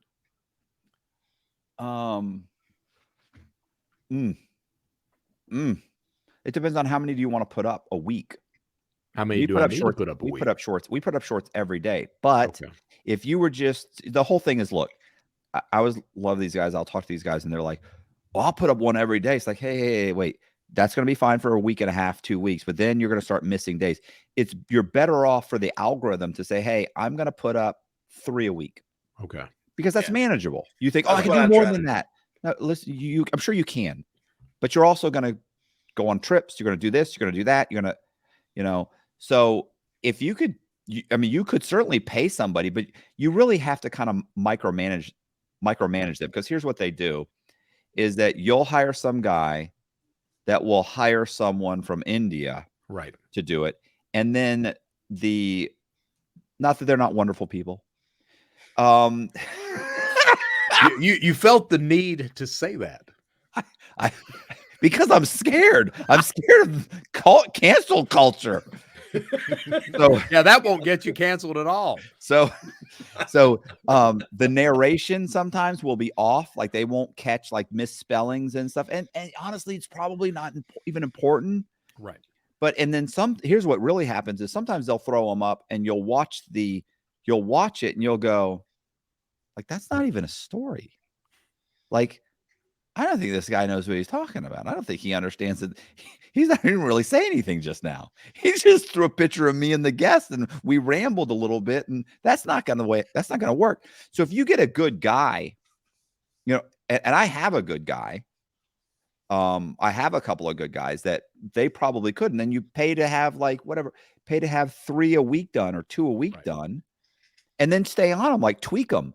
Like they'll end up putting somebody on your account that you can explain, look, I don't like this. Don't do that again. I like this. I like the way you did. And that guy will realize, okay, this is the way Brett wants his done. And he'll do it over and over again. Oh, okay. So yeah, because listen, and you could always give them they were like, oh, just TikToks. I was like, no, bro, no, do 59 seconds or less.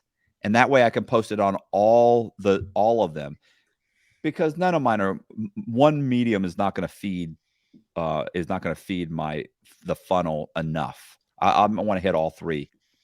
Yeah, that's what I've started doing too. And I kind of took that cue from you when I made the short, because I never could figure out with the shorts, because it has that zoom in, and the way my layout was on the Zoom, it's never centered on one person. So Matt had kind of explained to me how you had to change the, whatever proportion or whatever it is in DaVinci. I use DaVinci Resolve for all my editing.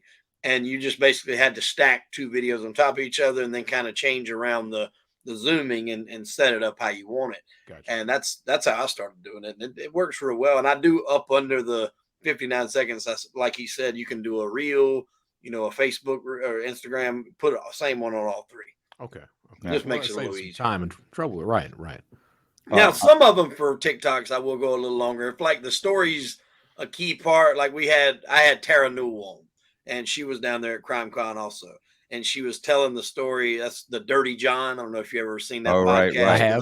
The TV shows. Okay, so she was like in detail describing the attack in the parking garage. I just couldn't get all of that in a minute or in 59 seconds. So that one I couldn't make a short out of, but I did put it on Facebook and TikTok and Instagram because you can go longer than that.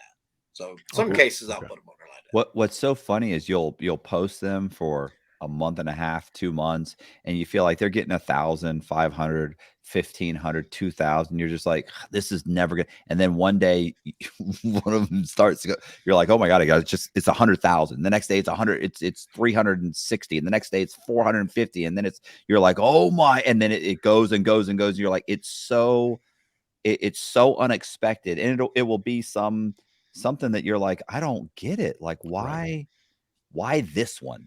Yeah, I got you.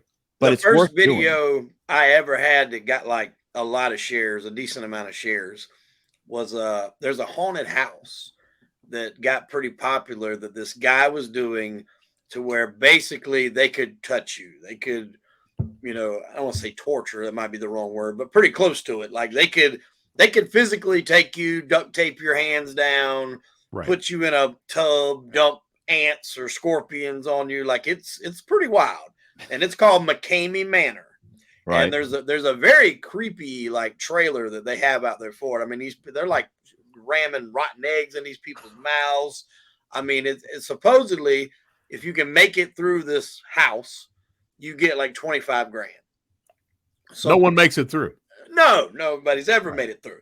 And it's not designed for you to make it through. And that's what Russ was even saying. He's like, he didn't want to do the interview for a long time. Like I had to beg him. He's like, I don't like doing lives. You have to talk to people. I'm like, this isn't live, bro. It's just me and you. People take out what I say out of context. I'm like, I will send you the interview and then you say, hey, this is good. So I finally convinced him to do it. And he's like, I don't even charge people to do this. It's not like they have to pay a fee. And he was like, he even makes them do like a psych evaluation. He makes them do a physical. And he tells them straight up, like, you really don't want to do this. But yet people still do it. Right. And obviously nobody's ever went through. And he's like, when they get in there and they realize they got to pull one of their fingernails out, they go, you didn't tell me I had to pull a fingernail out. And he goes, yes, I did. There's a 50-page waiver that you signed to do this. And he's like, page 33, it says may have to pull a fingernail out. And that's the part that I pulled up on. I woke up the next morning. It had like some ungodly number of shares and all these comments of people saying, oh, he's just torturing. I mean, just crazy shares. That's a great Halloween video. Oh, that's when I put it up, was Halloween. That's exactly when I put it up. Have you come on? Have you cut that into shorts?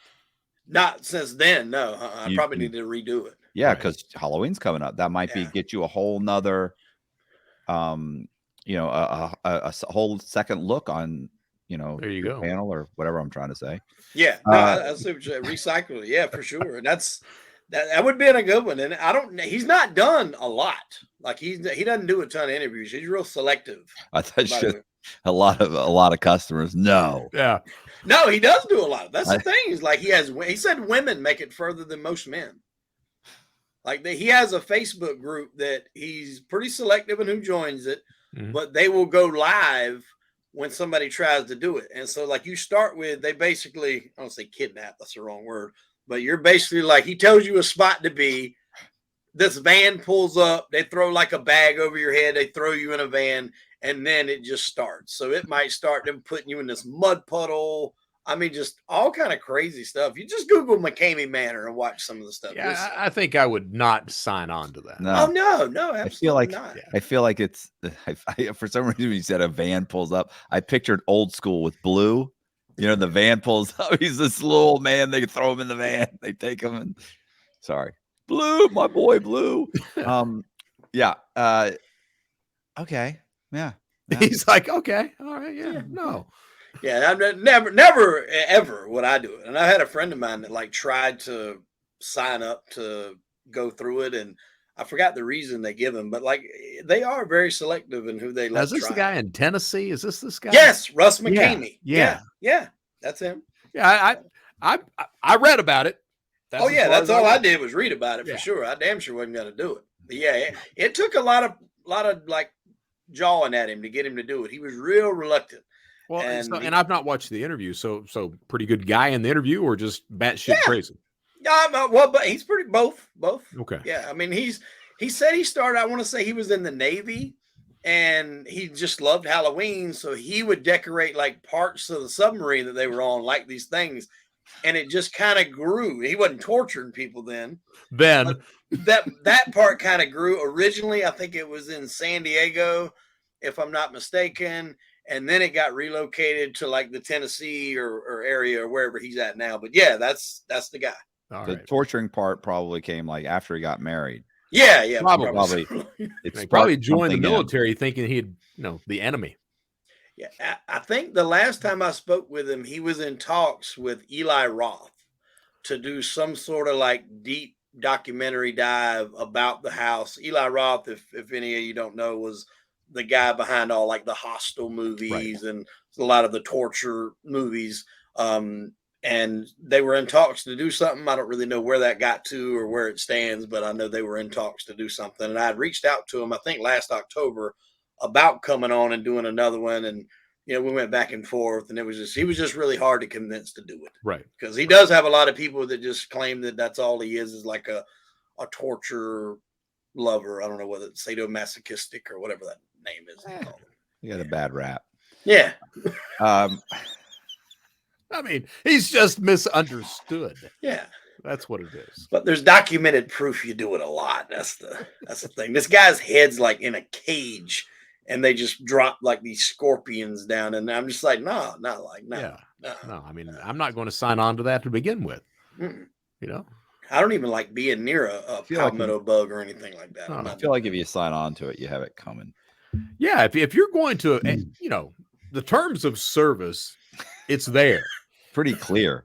And I you didn't read that this? No one reads terms of service, but still. So Matt, sorry. Question for you. So whenever you're doing, how many interviews do? You said you schedule like 5? No, I schedule like 7 or 8, and I end up doing about 4 a week. Okay. But how many do you actually drop a week? 4. Oh, so you do 4. Oh, yeah. okay. Wow. Yeah. So how many do you have in your reserve right now? We probably have 6 or 7. Okay. I would think. Yeah. Wow. So it's week to week finding people. Yeah. See, that's what I'm scared of. That's why I haven't bumped. Well, to start with, I don't have enough time to edit shit like that. But I'm always scared of running on a dry route. So that's why I only really do 1 a week. And I've probably got about 25 saved up, ready to go. You have 25 saved up? Mm-hmm. Wow. And I've got probably 12 or 15 right now in the bank.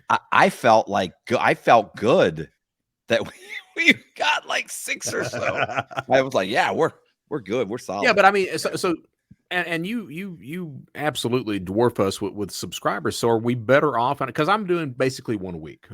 This week I'm doing 2. Just that I've got like a 20-minute thing I put out today. But are we better off releasing multiple episodes per week or not?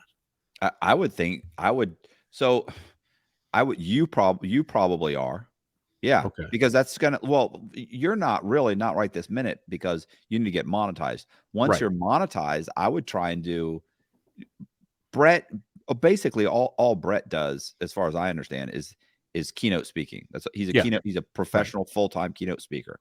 So, you can do 2 a week. Right. If you did 2 a week. So the way I look at it is, look, once you get into it, and obviously, Wade knows this, is that the views mean very little. It's the watch time. Okay. And people don't understand that. People are like, they're it's like saying, where people go, oh, you got a YouTube channel, how many subscribers do you have? Bro, I'll take 10,000 subscribers and get 100,000 views with 30 minutes of watch time on each one of them. Right. You can keep your subscribers. Like all the subscribers is just ego. Yeah. So, and this is same thing with the views. The views don't make me any money.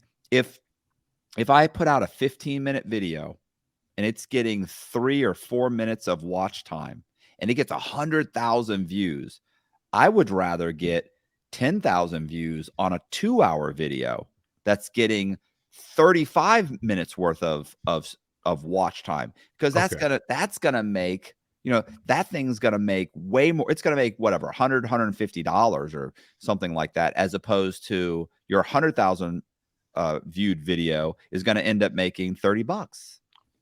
You see what I'm saying? Right. Because the watch time's not there. So it's the watch time. So that's why whenever I talk to guests, I always say, listen, they're like, well, how long do these go? 15, 20 minutes? I'm like, nah, bro, listen, like I need at least an hour. Now, if I said I have to get an hour, if I don't get an hour, I'm upset. If I get an hour, I need to get an hour. Now, if I get more than an hour, if I get 2 hours, I'm thrilled. If it's more than 2 hours, I said I'm like absolutely ecstatic. So we're aiming for an hour. We're hoping for 2. And they're like, okay, cool. And of course, a lot of people say, well, man, I don't think my story's going to take an hour. I'm like, oh, it will, because they're thinking, well, I robbed the bank. No, we're starting at the beginning. Right. Where were you born? What were your parents like? How did this even come about? Are you can burn 45 minutes just to get to the story. Absolutely. Right. Absolutely. So it'll be 15 minutes before you're even, you're in high school, before you're doing drugs or you're whatever, you're breaking the law or whatever's happening. But we're probably 30 minutes, maybe 45 minutes before we're even talking about the first crime or two. And then if they have a long criminal history, it's a 2-hour podcast. When I done your show, I wasn't sure like how long you were shooting to go. And I didn't ask, because I usually told my guests, like, I don't like keeping people longer than an hour, because I know people have stuff they want to do. Right. But you care about people. But I'm not just going to cut you off. Like, if we're in the middle of a good story and you're rapping something, I'm not going to be like, all right, time's up. Come back next week. I'm going to let you finish, but I don't like to go too much longer than that. I would love to if they wanted to. Right. Like Tommy Chong was like a perfect example, especially I know he's a busy guy. So he was at like an hour and 15, 20, and I'm trying to close it up, and he just kept going and kept talking. I'm just like, well, I'm going to ride it. If he's going, I'm going. Yeah. And, he kept going.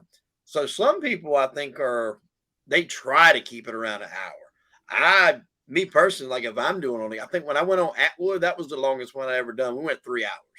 Nice. Jesus. And he didn't even speak for the first 2 hours.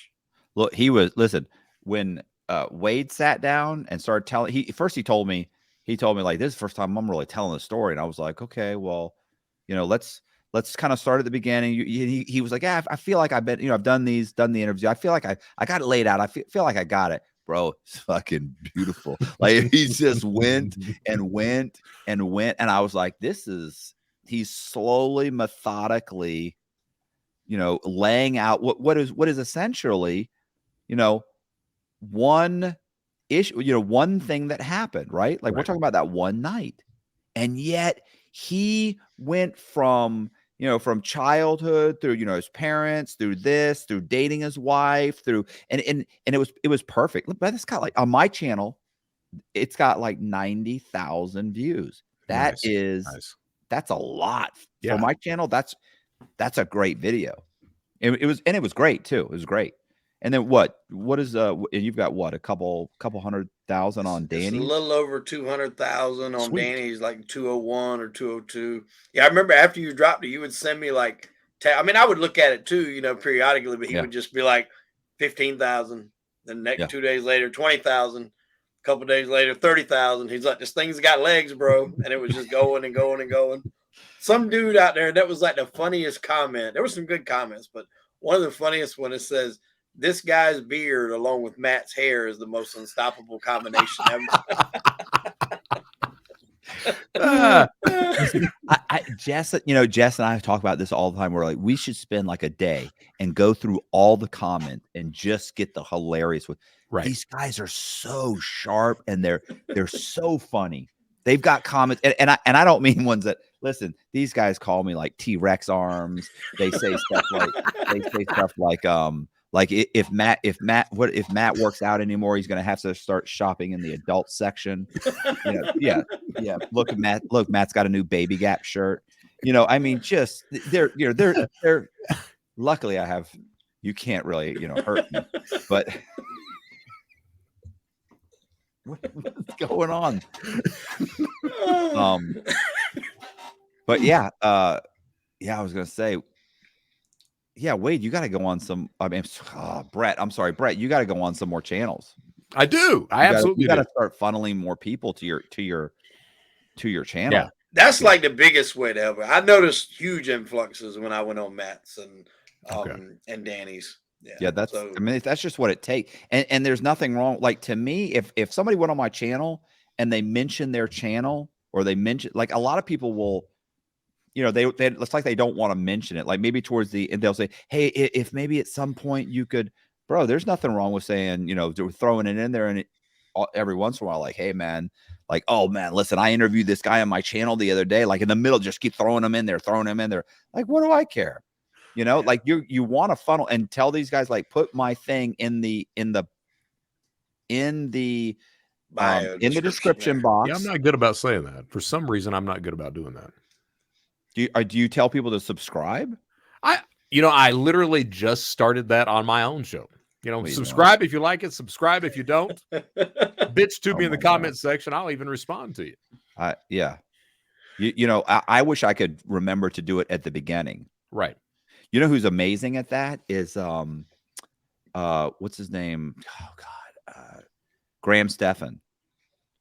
Graham Stephan has like a real estate finance show. Oh, okay. He hits it at the beginning, in the middle, throughout the whole thing. He does it over and over again. And I get so caught up with these with the interview and what's happening that I forget it. I have it great at the end, but let's face it, nobody's watching the end. Right.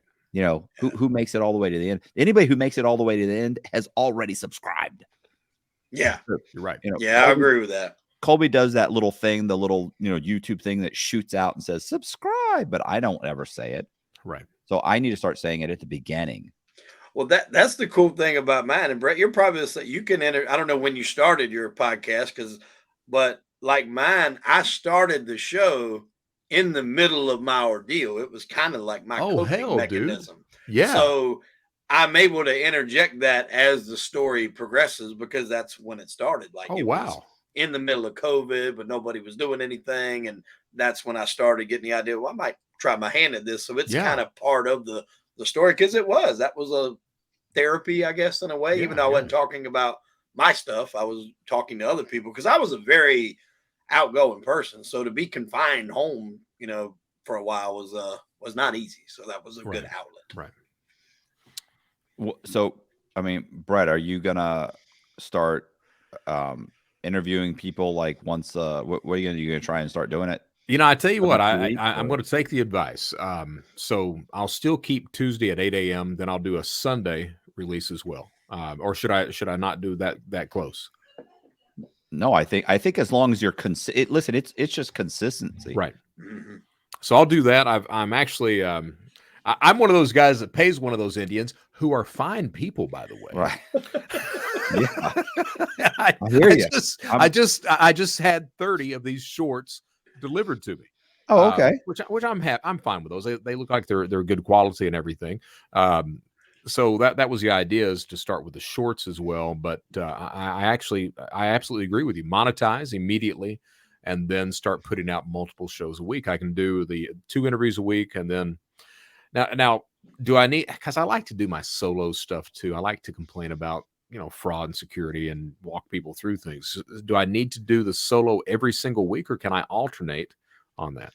I don't think so. I think it's all kind of under the same kind of umbrella, Right. It's not like you're completely doing something completely different. Like to me, the crime and entertainment thing, like I always felt like when you did the crime and entertainment, Wade, it was like you were doing crime and you were doing entertainment related to crime. But, I didn't realize till you were talking about it over the weekend and today that you were doing like, football picks. Mm-hmm. So but if it's consistent, then it's consistent. You know what I'm saying? Like it's the algorithm builds up that kind of chart where it says, look, these are the types of people that are following his, and they're consistently following him. So it knows who to pitch advertisement to and who to recommend advertise on your channel. And that's what it's trying to figure out.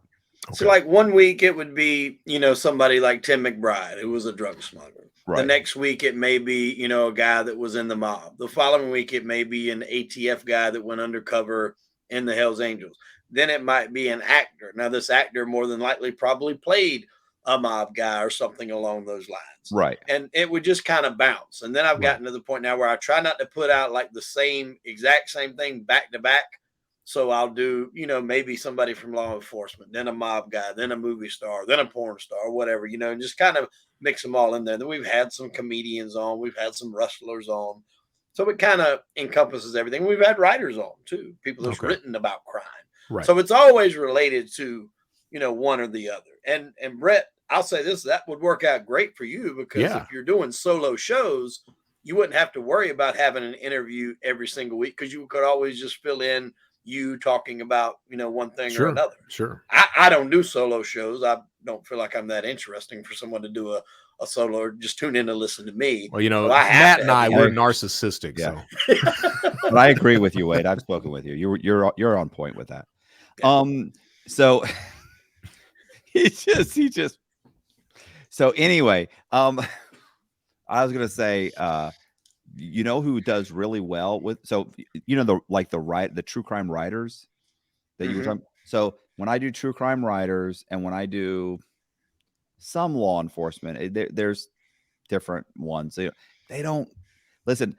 With my guys, they just don't resonate. Like they'll get like some listen. I had the guy from the detective with that.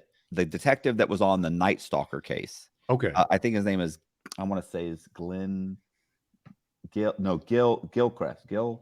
Gil, so I seen that the other day. I watched that Netflix show. You had him? Listen, he was great, and he was great, and he was amazing. And I was just thrilled that he was, when I was even interviewing him, he was so cool. But the truth is, it got like 5,000 or 6,000 views. And he did a great job. And it was a good interview and nobody watched it. And then I've done some where I've interviewed like true crime writers and true crime writer, he's going to tell the story. He knows what he's doing. He went for an hour and 45 minutes or something like that, hour and 30 minutes and did an amazing job. Nobody watched it. And yet if I'll get some guy who's a career drug addict who has nothing but knucklehead stories of being chased by the cops, getting picked up, getting, just running through the woods, getting lost. I mean, ridiculous just stories, 35,000 views. And you're like, and with like 40 minutes of watch time on a 2-hour video, which is insane. Right. And yet, so what I know is that I need to stick more with just criminals telling their stories.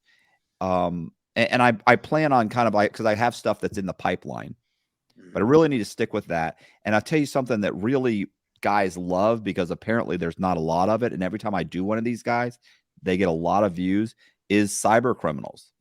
Like these guys. They do like the cyber criminals. They like, I've only done a few of them, and all of those videos have gotten, and they could be StreamYard. Like the guy didn't have to show up. It could be a StreamYard. It gets 180,000 views. Right. 90,000 views. Yeah, you've done well with Colby, I think. Yeah, Colby's got, I don't know if he's at 200,000 yet. Nice. But yeah, he did great. And there was another guy who was selling. I don't even know what to say. What's going on over there, Matt? I have like an audience. Like the two people who never really want to hang out with me or spend any time. All I could hear Jess telling her daughter about, all I hear is cyber criminal, cyber this, cyber that. Oh, she's upset she didn't get to meet. Oh, and Wade. She wanted to meet Wade. Okay. There you go. Anyway. No, but I agree with you, Matt, about that, because sometimes I'll do a video and I think maybe it's just because it's interesting to me and that don't necessarily relate to my subscribers. Right. But I'll think, man, this video was so good. I know it's going to do well. And it doesn't. Like one of them that sticks out, I interviewed, there was a docu-series on Netflix called Bad Sport. And it would highlight different like I want to say tragedies, but debacles in sports. Right. And one of them was the guy that was kind of the mastermind behind the Arizona State point shaving scandal from like the mid 90s. And I got the guy who had the bookie in his pocket that had Stephen Smith throw all these games. It was fantastic because Stephen was betting with the campus bookie. And Stephen at the time was like the hottest basketball player in college. And he's into the bookie for like 15, 20 grand. He can't pay it. So that guy calls up, I think his name's, forget it, Joe. His name escapes me right now, but Joe something. He's in Chicago. And he's like, hey, I got Joe Gagliano. That's his name. He's like, hey, I got a fix. And with that, they masterminded, okay, you fix, I want to say it was 2 basketball games. You don't have to lose the game. Just don't cover the spread. And it went well. They pulled it off, no problem. And then the guy had some money in his pocket. He wants to bet on himself against, I want to say it was LSU. Of course, the guy's like, I let him bet because worst case scenario, I've already made, $500,000. He only wants to bet 20 grand. If he wins, I give him 20 grand. If he loses, I know I got him on the hook for a third game. Right. He lost. He got a third game out of it. Now, by then, they're starting to attract attention. They're moving the Vegas lines when they play. And they can't just walk into one casino and bet a huge amount of money. He's telling the story to where they have to go to Vegas, 2 or 3 guys. His dad was like a bunch of people. They all got to go to 15 different casinos and bet 10, 15 grand a piece so it doesn't attract all this action going on the one guy or one team. And the first 2 games were perfect because it was around the Super Bowl. All the big money was on the Super Bowl. Nobody was paying attention. The other ones that started to attract a little bit more attention, and they did a 4th game. And apparently in the middle of this 4th game, they were losing. And the Secret Service came in at halftime and was like, look, we know something's going on. We don't know the particulars, but if you don't come out and play like you're supposed to come out, there's going to be a lot of investigation going on. Wow. They come out and blew the fucking doors off the team they were playing. Everybody lost money. So he lost 75% of what he had won, over the course of the other 3 games. And then eventually, I won't even say it might have been a year later. It wasn't immediately. All of them did wind up getting busted. One of the guys that was on the team, it was either on the team, he was involved in it somehow. He gave up Steven, and then that all led back to everybody else. But that guy, that cost him his going pro. Wow. And no one really tuned into that? I mean, it done good, but not what I thought it was going to do. Okay. It was great. It was one of my most, I was glued to it. And I was happy that he come on because when I see stuff like that on TV and those stories interest me, that's when I kind of become like a little mini PI. I'll go try to track him down. And then I found out he actually had his own podcast, but it's not anything related to what we do. He wrote a book and it was called No Gray Areas. Okay. And that's his podcast name is No Gray Areas. So I was able to track him down and he agreed to do it. And then in turn, he was asking me how are you growing your audience? What are you? So I was able to I was like, I'm not the best person to ask, but I kind of told him what I told you. I was like, I just promote wherever the particular interview fits. So right. Mob guys and mob groups, Sopranos and Sopranos groups. I had a guy that was on the Friends TV show, put that in the Friends groups. A lady from Sons of Anarchy, put that in all the Sons of Anarchy because those groups have 300,000 people in them. Right. So that's a lot of eyeballs that, one little short might not reach. Right. But he come on and told a fantastic story. And to me, it was great. I guess to other people maybe didn't find it that interesting. I don't know. But like he said, sometimes you just have one. My porn stars got the highest views out of everybody, almost 50-something thousand views. I'll interview a producer or something, and I have tons of questions for the guy, and I find him fascinating. I'm super interested in how that world works, and 8,000 views. Right. So I hear you. And so for me, because I need this to do well, and I want to make this, how I make my living. I'm obviously want to do, keynote speaking. If I could just do this and keynote speaking, fucking thrilled, bro. Right. So, and right now I'm right there. It's just happening. I just need to keep it happening. So I mean, so is the key to this? I mean, you said it, the Tire King people. Is it appealing to that every man that's out there, and Yeah. and so therefore For me. you right, but even what Wade's talking about. I mean, so you talk about point shaving, but that's not really something that a lot of people can identify with. So is it Yeah. getting guessed in like that? I mean, I think it's for I mean, okay. Yeah, like Wade just said, it didn't do great. Like, what's working? Like, you got to focus on, in my opinion, Right. you know, if you're saying, hey, this is what I want to pay all my bills in a year or two, you know, which is the nice thing. That's the nice thing about doing this is like, one, it's a hobby that eventually becomes your full-time, could become your full-time gig. Right. So for me, I have to kind of stop interviewing true crime writers. I need to stop interviewing, you know, producers, you know, those types of people, and slowly start focusing on people that are, you know, former criminals, and tell their stories. And, you know, and then maybe slowly even start weeding out law enforcement that I'm Right. speaking with, even though some of my law enforcement ones actually do pretty well. But it depends on the type of law enforcement person. Right. I had a guy come in person the other day. He worked like 20 years on in the auto theft, and he, he was great. He was great. You know, he had nothing but one crime or one auto theft story, auto theft ring, auto theft this, all that, just one after another. And he came here. He drove here. He actually gave me someone else that I'm supposed to also interview. That was one that got at the last minute it needs to be rescheduled. That's the underwater recovery people or whatever. Nice. Yeah, I got them on the line too. Nice. Yeah. The guy does it for the police. He's found, like, I don't know, it was 5 or 10 cars for the police, like bodies in the cars. Oh, wow. Like, he does, what do they call it? Magnet fishing. Also, and free. He does it for free. Yeah, he doesn't even charge. I asked him, I was like, so is this something you just kind of started and it became your full-time job? He's like, no, we do it for free. I'm like, I don't understand. What are you I saying? don't know. I don't know if I was kind of like, I don't really know if I'm diving down there and doing that for free, but it's not even like you started as a hobby, like you're just snorkeling and you found a Buick in the bottom of the ravine.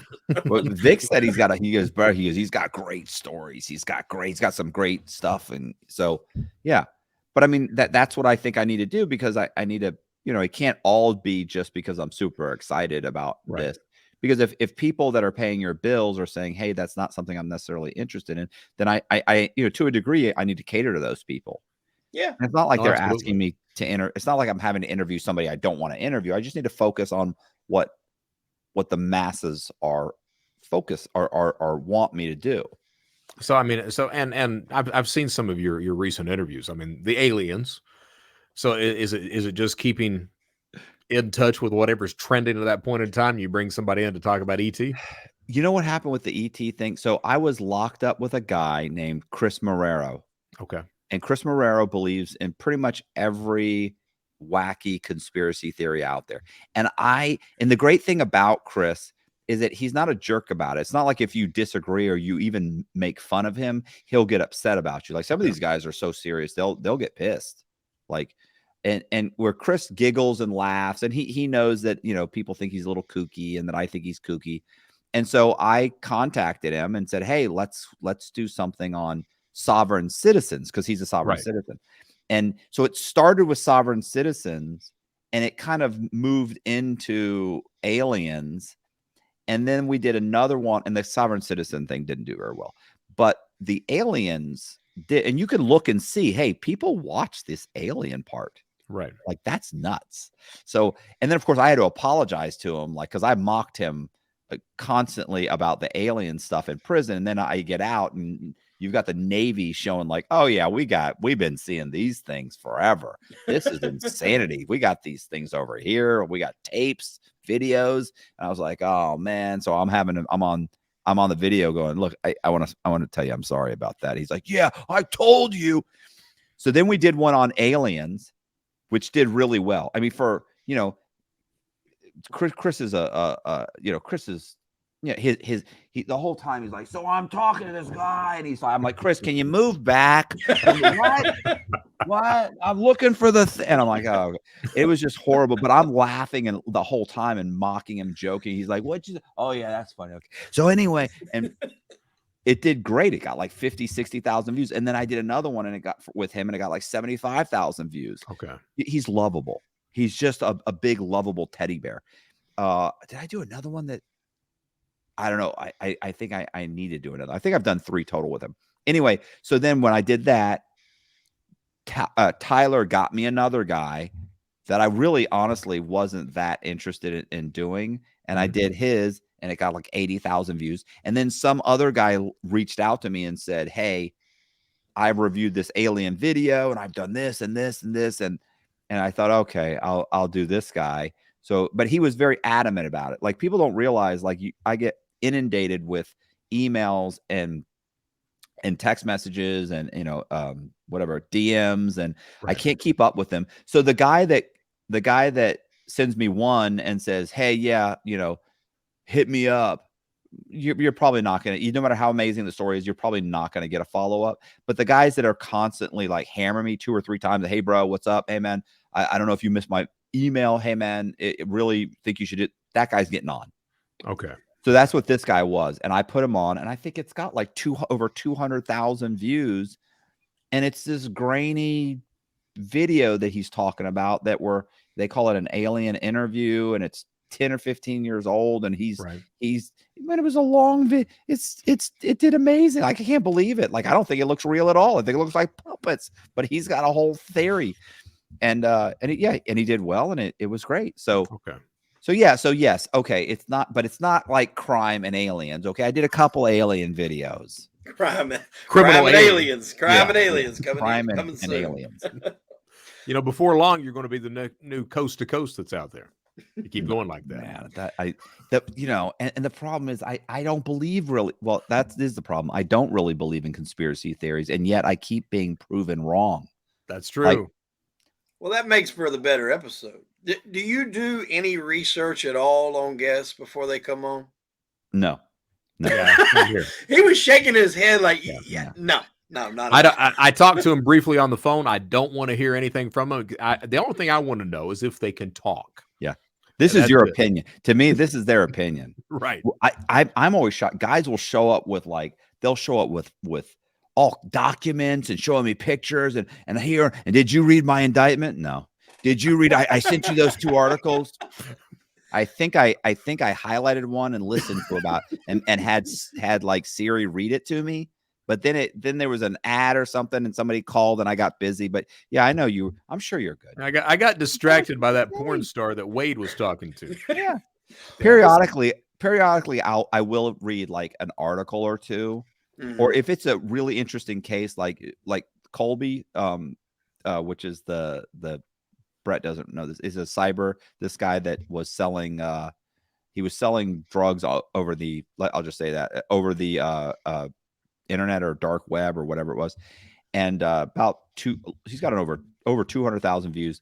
And I did look at his stuff. Like, he sent me I don't know what he was sent me. He sent me his pre-sentence report. Like, it's got his social security number on everything. And he's going to be gone for 5 years. He obviously didn't research you very much. Exactly. What were you thinking? Wrong guy. So, So you've been busy while you've been locked up. I mean, people seem to realize that pre-sentence report, it's got like your mother's maiden name. It's got your date of birth. It's got your social security number. Like, very trusting. Very trusting. We know who he didn't research for sure before he sent you all that info. But I used to do that heavy in the beginning, though. I would research probably way in it. It sounded very scripted. It was scripted. I had certain questions I wanted to hit. Right. And then I had one set up and I interviewed a guy who was on The Sopranos, but he was an actor. He's been in a bunch of other stuff. And like, I asked like the first couple questions, and then I just never went back to it. And we had like a general conversation. And that was when it finally clicked of like, okay, it's better like this. Let them dictate it and then just flow with it. The only problem is every now and again, sometimes you get a guest that don't understand what you're doing. And so when you ask a question, okay, well, what all did that entail? We just did this. I need a Right. little bit more than that. You got to give me a little bit more. You know, they're very short with the answers. Oh, I So in get those that. cases, it can be hard. I get Right. that all the time. The guys who, and I went in the bank and, yada, yada, yada. And I came out with the money. Whoa, whoa, whoa, what do you mean? Yada, yada. Well, what happened? What's yada, yada, yada? Yeah. We do what we do. And I came out. No. What did we do? What did we do? What did we do? I got the money. You know what I'm saying? No, you're going to need, and then they'll start to go, oh, okay. So I pulled the AK-47. I'm like, now we're talking. When I, Yeah.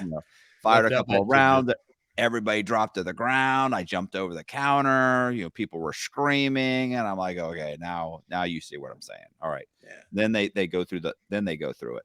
Right. Yeah, because these guys don't want to hear. They can get that from a newspaper article. He robbed the bank.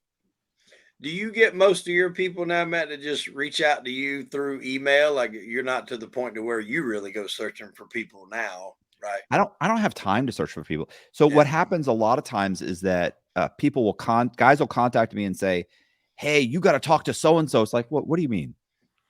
Look, if you want him to be on my show and you really kind of like try, and I get it, they're trying to be supportive. Mhm. Like they're not saying, "Hey," they're not being jerks. Like they're saying, "Hey, I think this guy would make a great interview," and they're trying to be supportive.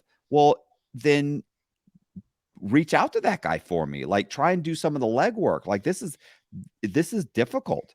Mhm.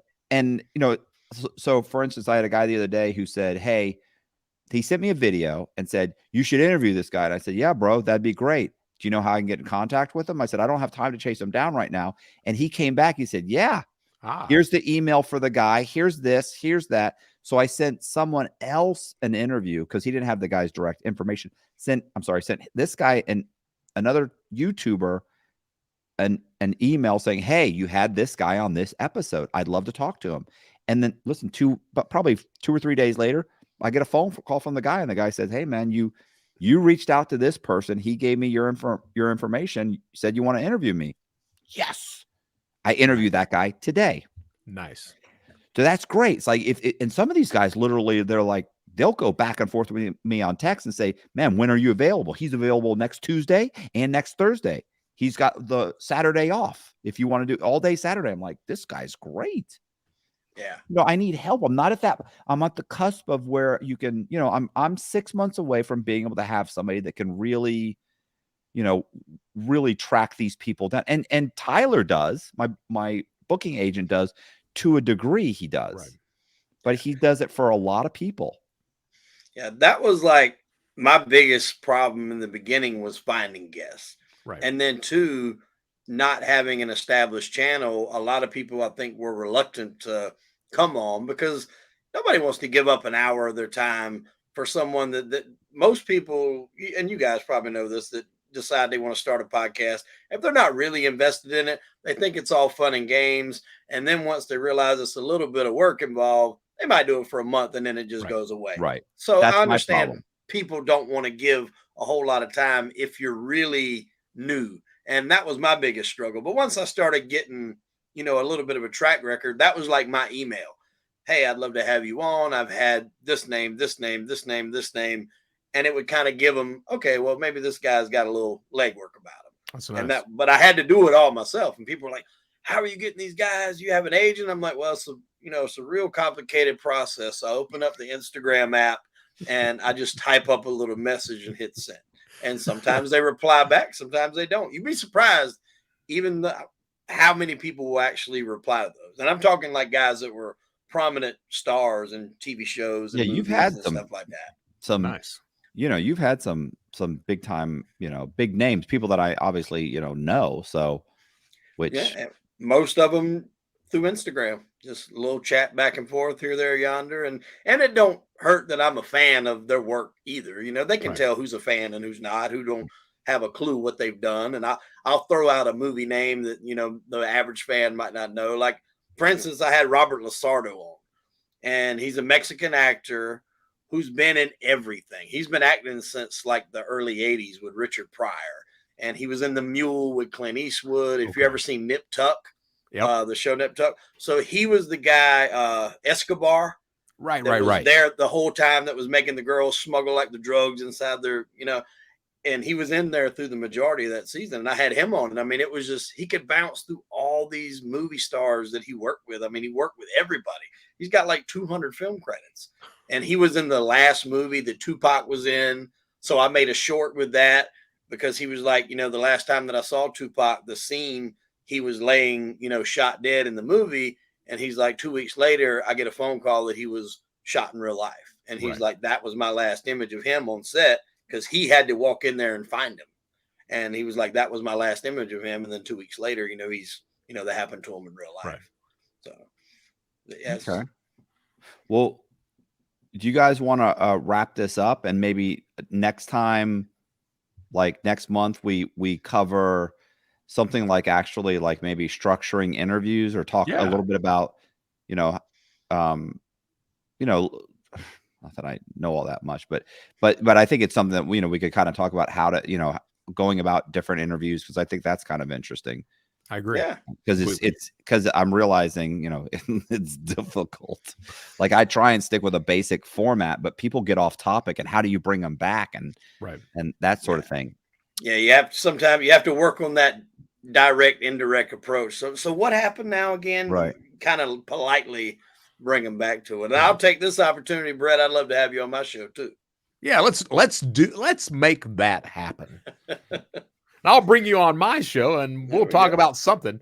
And that's how it's done, folks. Cross collaboration. Yeah, that's it. I was gonna say too, and Brett, like, if you do know anybody that is in the cyber, I don't want to say crime arena, that you come across, like, Do you want cyber guys? I mean, I do, because all those guys do really well on my channel. Yeah, I've got Albert Gonzalez just recently got out. I know he's not doing any interviews for probably 6-8 months. But there's a couple of people I can connect you with. As far as, you might want to talk to this Ted Durbin guy if you can get the tech right with him. He lives in an RV, and he's the guy that served 32 in Angola. But he's amazing to talk to. Angola, where's that? That's Angola is the Louisiana State Penitentiary. It is 24,000 acres large. It's entirely self-contained. So everything that you eat, wear, whatever you do in the prison is made in the prison. Yeah, it's crazy. I hope to never find out anything about it. Yeah. So Angola is more people will 90% of the population will die there. That's where you go to serve your life sentence, right there. It's absolutely insane. Yeah. Matt, I'll tell you this quick story before we hop off here. My boss asked me this week, he was like, did you go up to CrimeCon? I said, yeah. I said, it was pretty cool. He said, did you meet up with that Matt Cox guy? I said, yeah. So as a matter of fact, we did. We had dinner, and I showed him some of the pictures, and I was like, if you're a fan, bro, like, I'll get you, just write down your social security number and everything and give it to me, and I'll pass it off to him. He's like, oh, no, I don't think Makes you think I don't already have it. So yeah, exactly. There you go. Right. Well, wait, I'll shoot you an email in the morning and get on that show. I'm looking forward to that, man. Yeah, sounds good, man. Looking forward to it too. Matt, you're outstanding as always. I appreciate that. So what do you guys want to do as far as uploading this? Do you guys want to upload it on your channels, on all 3 of our channels, or what do you want to do? I mean, I'm down with that if that's okay with you two. Yeah. So let's do this real quick. I'm gonna do a outro. Thank you. So an outro real quick. So hold on 1 second. All right. I would say, hey, you guys, I appreciate you guys. Give me a second. Colby, fix that. Hold up. Hey, I appreciate you guys watching. Do me a favor, if you like the video or whatever we just did, do me a favor, hit the subscribe button, hit the like the video, the bell thing, leave me a comment in the comment section, and I'm gonna leave the links, or the channel links, to the Brett Johnson Show and to Crime and Entertainment, which is Wade's show. And I appreciate you guys watching. Thank you very much. See ya. And do you guys want to do an intro and an outro? All right, so that was the bonus episode of the Brett Johnson Show. It's airing on the True Crime Channel over at Matt Cox's show. It's also airing on the Crime and Entertainment Channel over at Wade's podcast. So, hey, I'm going to have I'll have the links to both of those programs in the show notes. Please, if you've not subscribed over there, please go over there and subscribe. Wade is outstanding. Matt Cox, I think everyone knows him by this point. He's an outstanding individual as well. So please subscribe to those channels, and please take a moment to subscribe to my channel as well. Please, I appreciate it. Whether you like the show, whether you don't, click that subscribe button. If you don't like it, bitch, moan, and complain in the show notes. I read it. I may even take some action on it to make things sound a little bit better on my program. My name is Brett Johnson. We're going to close out this program. How do we do it? We do it the exact same way every single time. Stay safe out there. Stay secure. Stay vigilant. More importantly, this is the Brett Johnson Show. At the end of the day, just do the right damn thing. I'm Brett Johnson. Thank you for listening. Until next time.